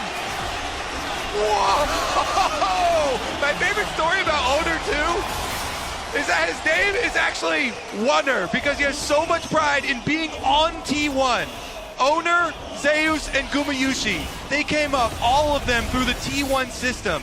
Rookies and Academy, all the way to the main roster. And look at this, all the way to the world stage, over the Ash Arrow. Him and Faker get the double initiation and wipe those JDG members off the map. And we see the value of the Renata come through yet again. There is no counterpunch for JDG. Not able to actually re-engage there. Can't assist Kanavi as he tries to get on the back line. And now, gold almost equalized here. You can see Busan come alive. No surprise to say that T1 are the local favorites here. The gold within touching distance. And now T1 have set themselves up on Soul Point, a crucial fight. Just getting the Dragon would have been good enough, but they take the whole thing. They even up the gold and suddenly got quite the game on our hands. This series is so fun. These team fights are so good from both sides. Last game, JDG pulling out some miraculous moves, some clean movement from Ruler. This one though, man, that engage over the top. Faker and Owner from different angles. And I think big for Owner. After kind of a lackluster game two, in a game where Kanavi is pulling further and further ahead. Individually though, he's still quite weak. 369 slices, he'll get no dice. And they'll be forced to walk out of this one. Good patience from Owner. The juke, the sense they know the danger is there. He jukes him back. Can SCP. Lock up there. Carry taking a big chunk of damage. Red buff taken away this time by Owner. See who else on T1 wants to go for this one. T1 regaining their composure after a pretty difficult early game. Knight will take a tower on the top side of the map. JDG holding on to a gold lead, but T1 feeling a lot more confident coming into the next Dragon fight. 2.5 minutes away. Baron spawning in 4 seconds. Both sides take it pretty quick. Although the lethality Varus actually puts a pretty big damper on any hopes JDG has for bursting it down. And, Zeus? Going in on a Ruler. Ruler caught shopping! Oh no! And he gets the dust blade. It's too damn clean. Kanavi trying to get something back, but it might be too little. Too late. The flick back coming in. T1 see their window of opportunity. Berserk, both 80s just hitting each other. Knight now running. T1 taking the exchange. They can turn right towards Baron. Kanavi has no health. That's the Ruler spot. That man has been caught there so many times. And now T1 trying to start up the Baron. We'll see if they can take it. Kanavi, he's healing up, trying his best. You try to clone over the wall. The Weaver's wall through the midst of everything. Yeah, vision. T1 focused on the objective. They have the Ren Smite combo. There is no reason they should give this up, but Kanavi might just be able to take it. They're now trying to burst it down. The push over the wall doesn't connect, but it does not matter. T1 get the objective. Kanavi into the pennant. He will get taken down. 369 forced to run for the hills, and T1 have turned the game on its head. 369 running for his life, but Zeus is here. Look for the slice. Trying to double dash through one. Not able to get the second. The Q3, the Darkened Blade cutting down. But now Ruler, maybe he can get more in the fight. Ruler now running down Zeus. Owner now running. Ruler trying to make up for the previous mistake. JDG looking to take the fight. Owner overstaying, over commitment. Faker hit by the arrow. The fight doesn't stop. T1 hold on to the Baron, but JDG fire back. And it is 369. The Crocodile stays alive throughout so much there. It's a negative Red Bull Baron power play. And more importantly, it might inhibit T1 to actually set up for the Soul, whereas normally that should happen 100% of the time. Look at Knight, the amount of damage he does, the double knockback, and then T1, they win the subsequent fight, but they go too far. Yeah, look at Guma and Karya's health so low here, trailing on the backside, while the rest of the T1 members trying to play off pressure, trying to chase down the Crocodile. Knight and Missing come in, Karya gets deleted from the outside, and then Ruler here, peeling for 369, keeping him safe. 369, baiting him in, Q healing on the outside, then the stun onto Faker almost was enough to chain into the seismic shove, but not quite enough. They just get his flash. And there was a big miscommunication because Faker was backing while the rest of the team was like, oh, it's fine. We got 369, and they most certainly did not. But T1 still have the Baron buff available and should be able to set up for the Soul Point. Flash available on Knight. Potential for playmaking is big. Kanavi caught out. Zeus trying to run him down. T1 taking control of the area. Eyes on the Soul. Their #1 prize, but both carries are flashless on the side of T1. They have to play flawlessly. If they miss position even once, it could cost them. Missing's ult up and available. The Ashe can find an angle. It can all fall apart. Zeus caught out a bit here. Forced to retreat. Dragon, objective, getting lower. Weaver's Wall bringing Knight into the fight. The entire team split. Arrow going wide. That's massive. 369 going to the pit, trying to isolate and take out the jungler. T1 now need to turn. It's the hostile takeover connecting. Who can get the objective? And the steal coming through in time for Kanavi, but the fight is not done. Missing on the backside. Vulnerable on his lonesome, but JDG pulling back slowly. Surely they have no jungler, but they have the objective. T1 desperate to get more. They know they need to get something here. Pushing in. 369 over the wall. Knight continuing to poke. It's diligent. It is controlled. 369 now going in, forcing out the ultimate. Missing has been caught out. Missing will go down. The Flash buying a bit more time, buying a bit more space, but he will get killed. It is only a matter of time. Zeus finishing up the fight. At the end of the day, JDG get the Drake, even if T1 get the consolation prize. Successful heist for JDG, because not only do they deny the Soul, and are they able to get themselves towards more dragons, but additionally, and the most important part, the Baron buff is now gone. T1 actually weren't able, because of the topside play, and then this fight, to utilize their buff to get more objectives. All right, keep your eyes on Kanavi. He sacrifices his life to go in here and steal the dragon and deny the Soul. They're trying to focus on Owner. 369 goes for him. They stun him. They seismic shove him. They keep him out. He smites early, down to the 300-something HP there, and then Kanavi's able to get it, but Kanavi just pops in the middle of T1. The sacrifice. And then they kind of get kited here and chased down. And you know, in the end, T1, they all turn their sights towards Missing on the back. Kind of respect it from JDG, though. They're trying to kite them out and poke them down, even with 4 members here. But the Kalista ultimate means they're going to get the full engage onto that Ashe. Missing has no mobility. And what is really big is that Missing actually ends up flashing there, because at that point, I think JDG had already won the play. Missing trying to get more, ends up backfiring, because Ashe in particular, when Faker has his flash available, is a sitting duck for an Azir shuffle. Absolutely is. Missing maybe now caught out again, just as you call it, Chronicler. But Kanavi in the meantime just trying to isolate Zeus. He needs to be careful though, because the rest of T1 is now coming in. Missing running for the hills, but he surely will go down. Faker grabbing the kill. 369 being forced out of the pit. Locked up. Cloud Rift taking him out to safety. T1 finding the kill onto Missing, but not a lot else. Priority in their favor. They're going to get mid first. They're going to get push. 1 minute and 30 to the Baron. And the main goal here is going to be to try and get control of the Baron, force JDG to face check. And JDG not having control, a lot of their poke from the Taliyah, from the Lethality Varus, isn't going to be nearly as easy to hit. And it takes away a large part of power for this JDG composition. And we know how many times these games come down to item spikes and they come down to summoner spells. Kanavi not having his flash in that next fight could be massive. Missing his heal, probably not as big of a deal, but that Wukong not being able to immediately find backline access could cost them dearly, especially as each and every member of T1 has their flash up and available. So much tension here in this game to see if they can break it open. JDG dispersed into the 1-3-1 here. Ruler in your ruler position, trying to hold that wave. Should be calm as T1 get a little bit deeper vision. And it feels like such an important breakpoint, because this is the first game that hasn't been very much in favor of one of the teams. Winning this gets you 1 game away from making it to the World Finals. This is the most close game we've had so far. T1 do have Dragon advantage, but JDG have an incredible team fight come themselves as well. And if you look at some of the star players here, Ruler got a lot of the early money. This Varus is on 3 items with transformed Muramana. This Varus poke is unreal right now. 3 item power spike with the Lucidity boots as well. So much cooldown reduction, so much poke damage available here. He's the one who tries to take over mid lane Prush. They're even going to use Knight's ultimate to try and get some extra damage on tower here. It looks like they don't want to step up to it. Have to be careful. Maybe not expecting 4 members of T1 to be there. Zeus walking up to the mid lane as well. The poke from Ruler can be devastating.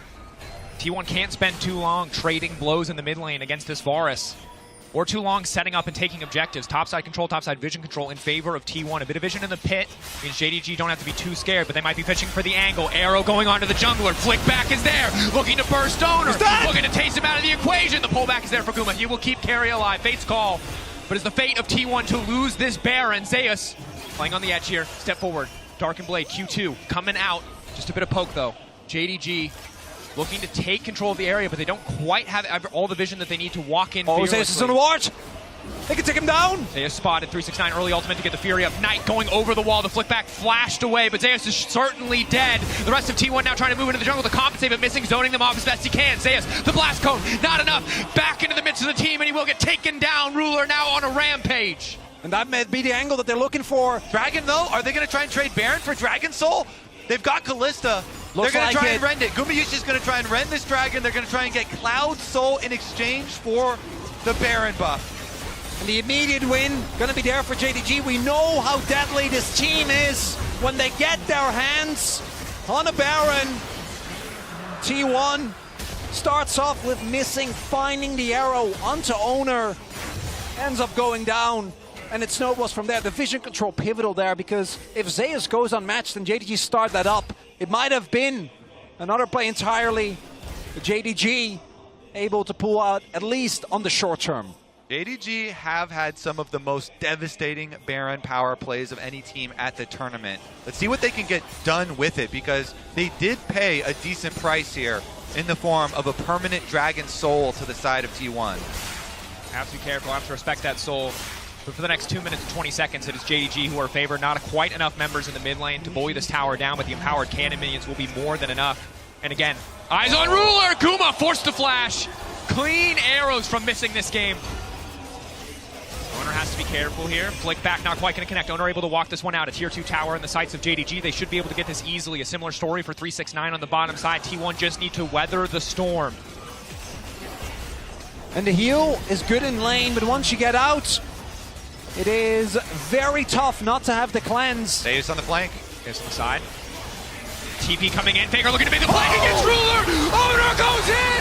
And again, the combos are clean. The hostile takeover is damn well hostile. T1 looking to leave no survivors alive. 369 admits the entire team will get absolutely nothing. T1 in the clutch are too damn clean. Baker predicts Ruler's flash. He gets there first. He catches him with the ultimate. It is a clean ace. The T1 gonna go up to match point. And it's Faker that sets it up. Owner that knocks it down. Just when you think that JDG are in total control, it wasn't even about the Cloud Soul. It was a single moment from T1 that gave them this game, that set them up for a match point. Missing, he won't be enough. T1 gonna break the base. T1 gonna move on to match point. A clean fight out of nowhere secures them their second game.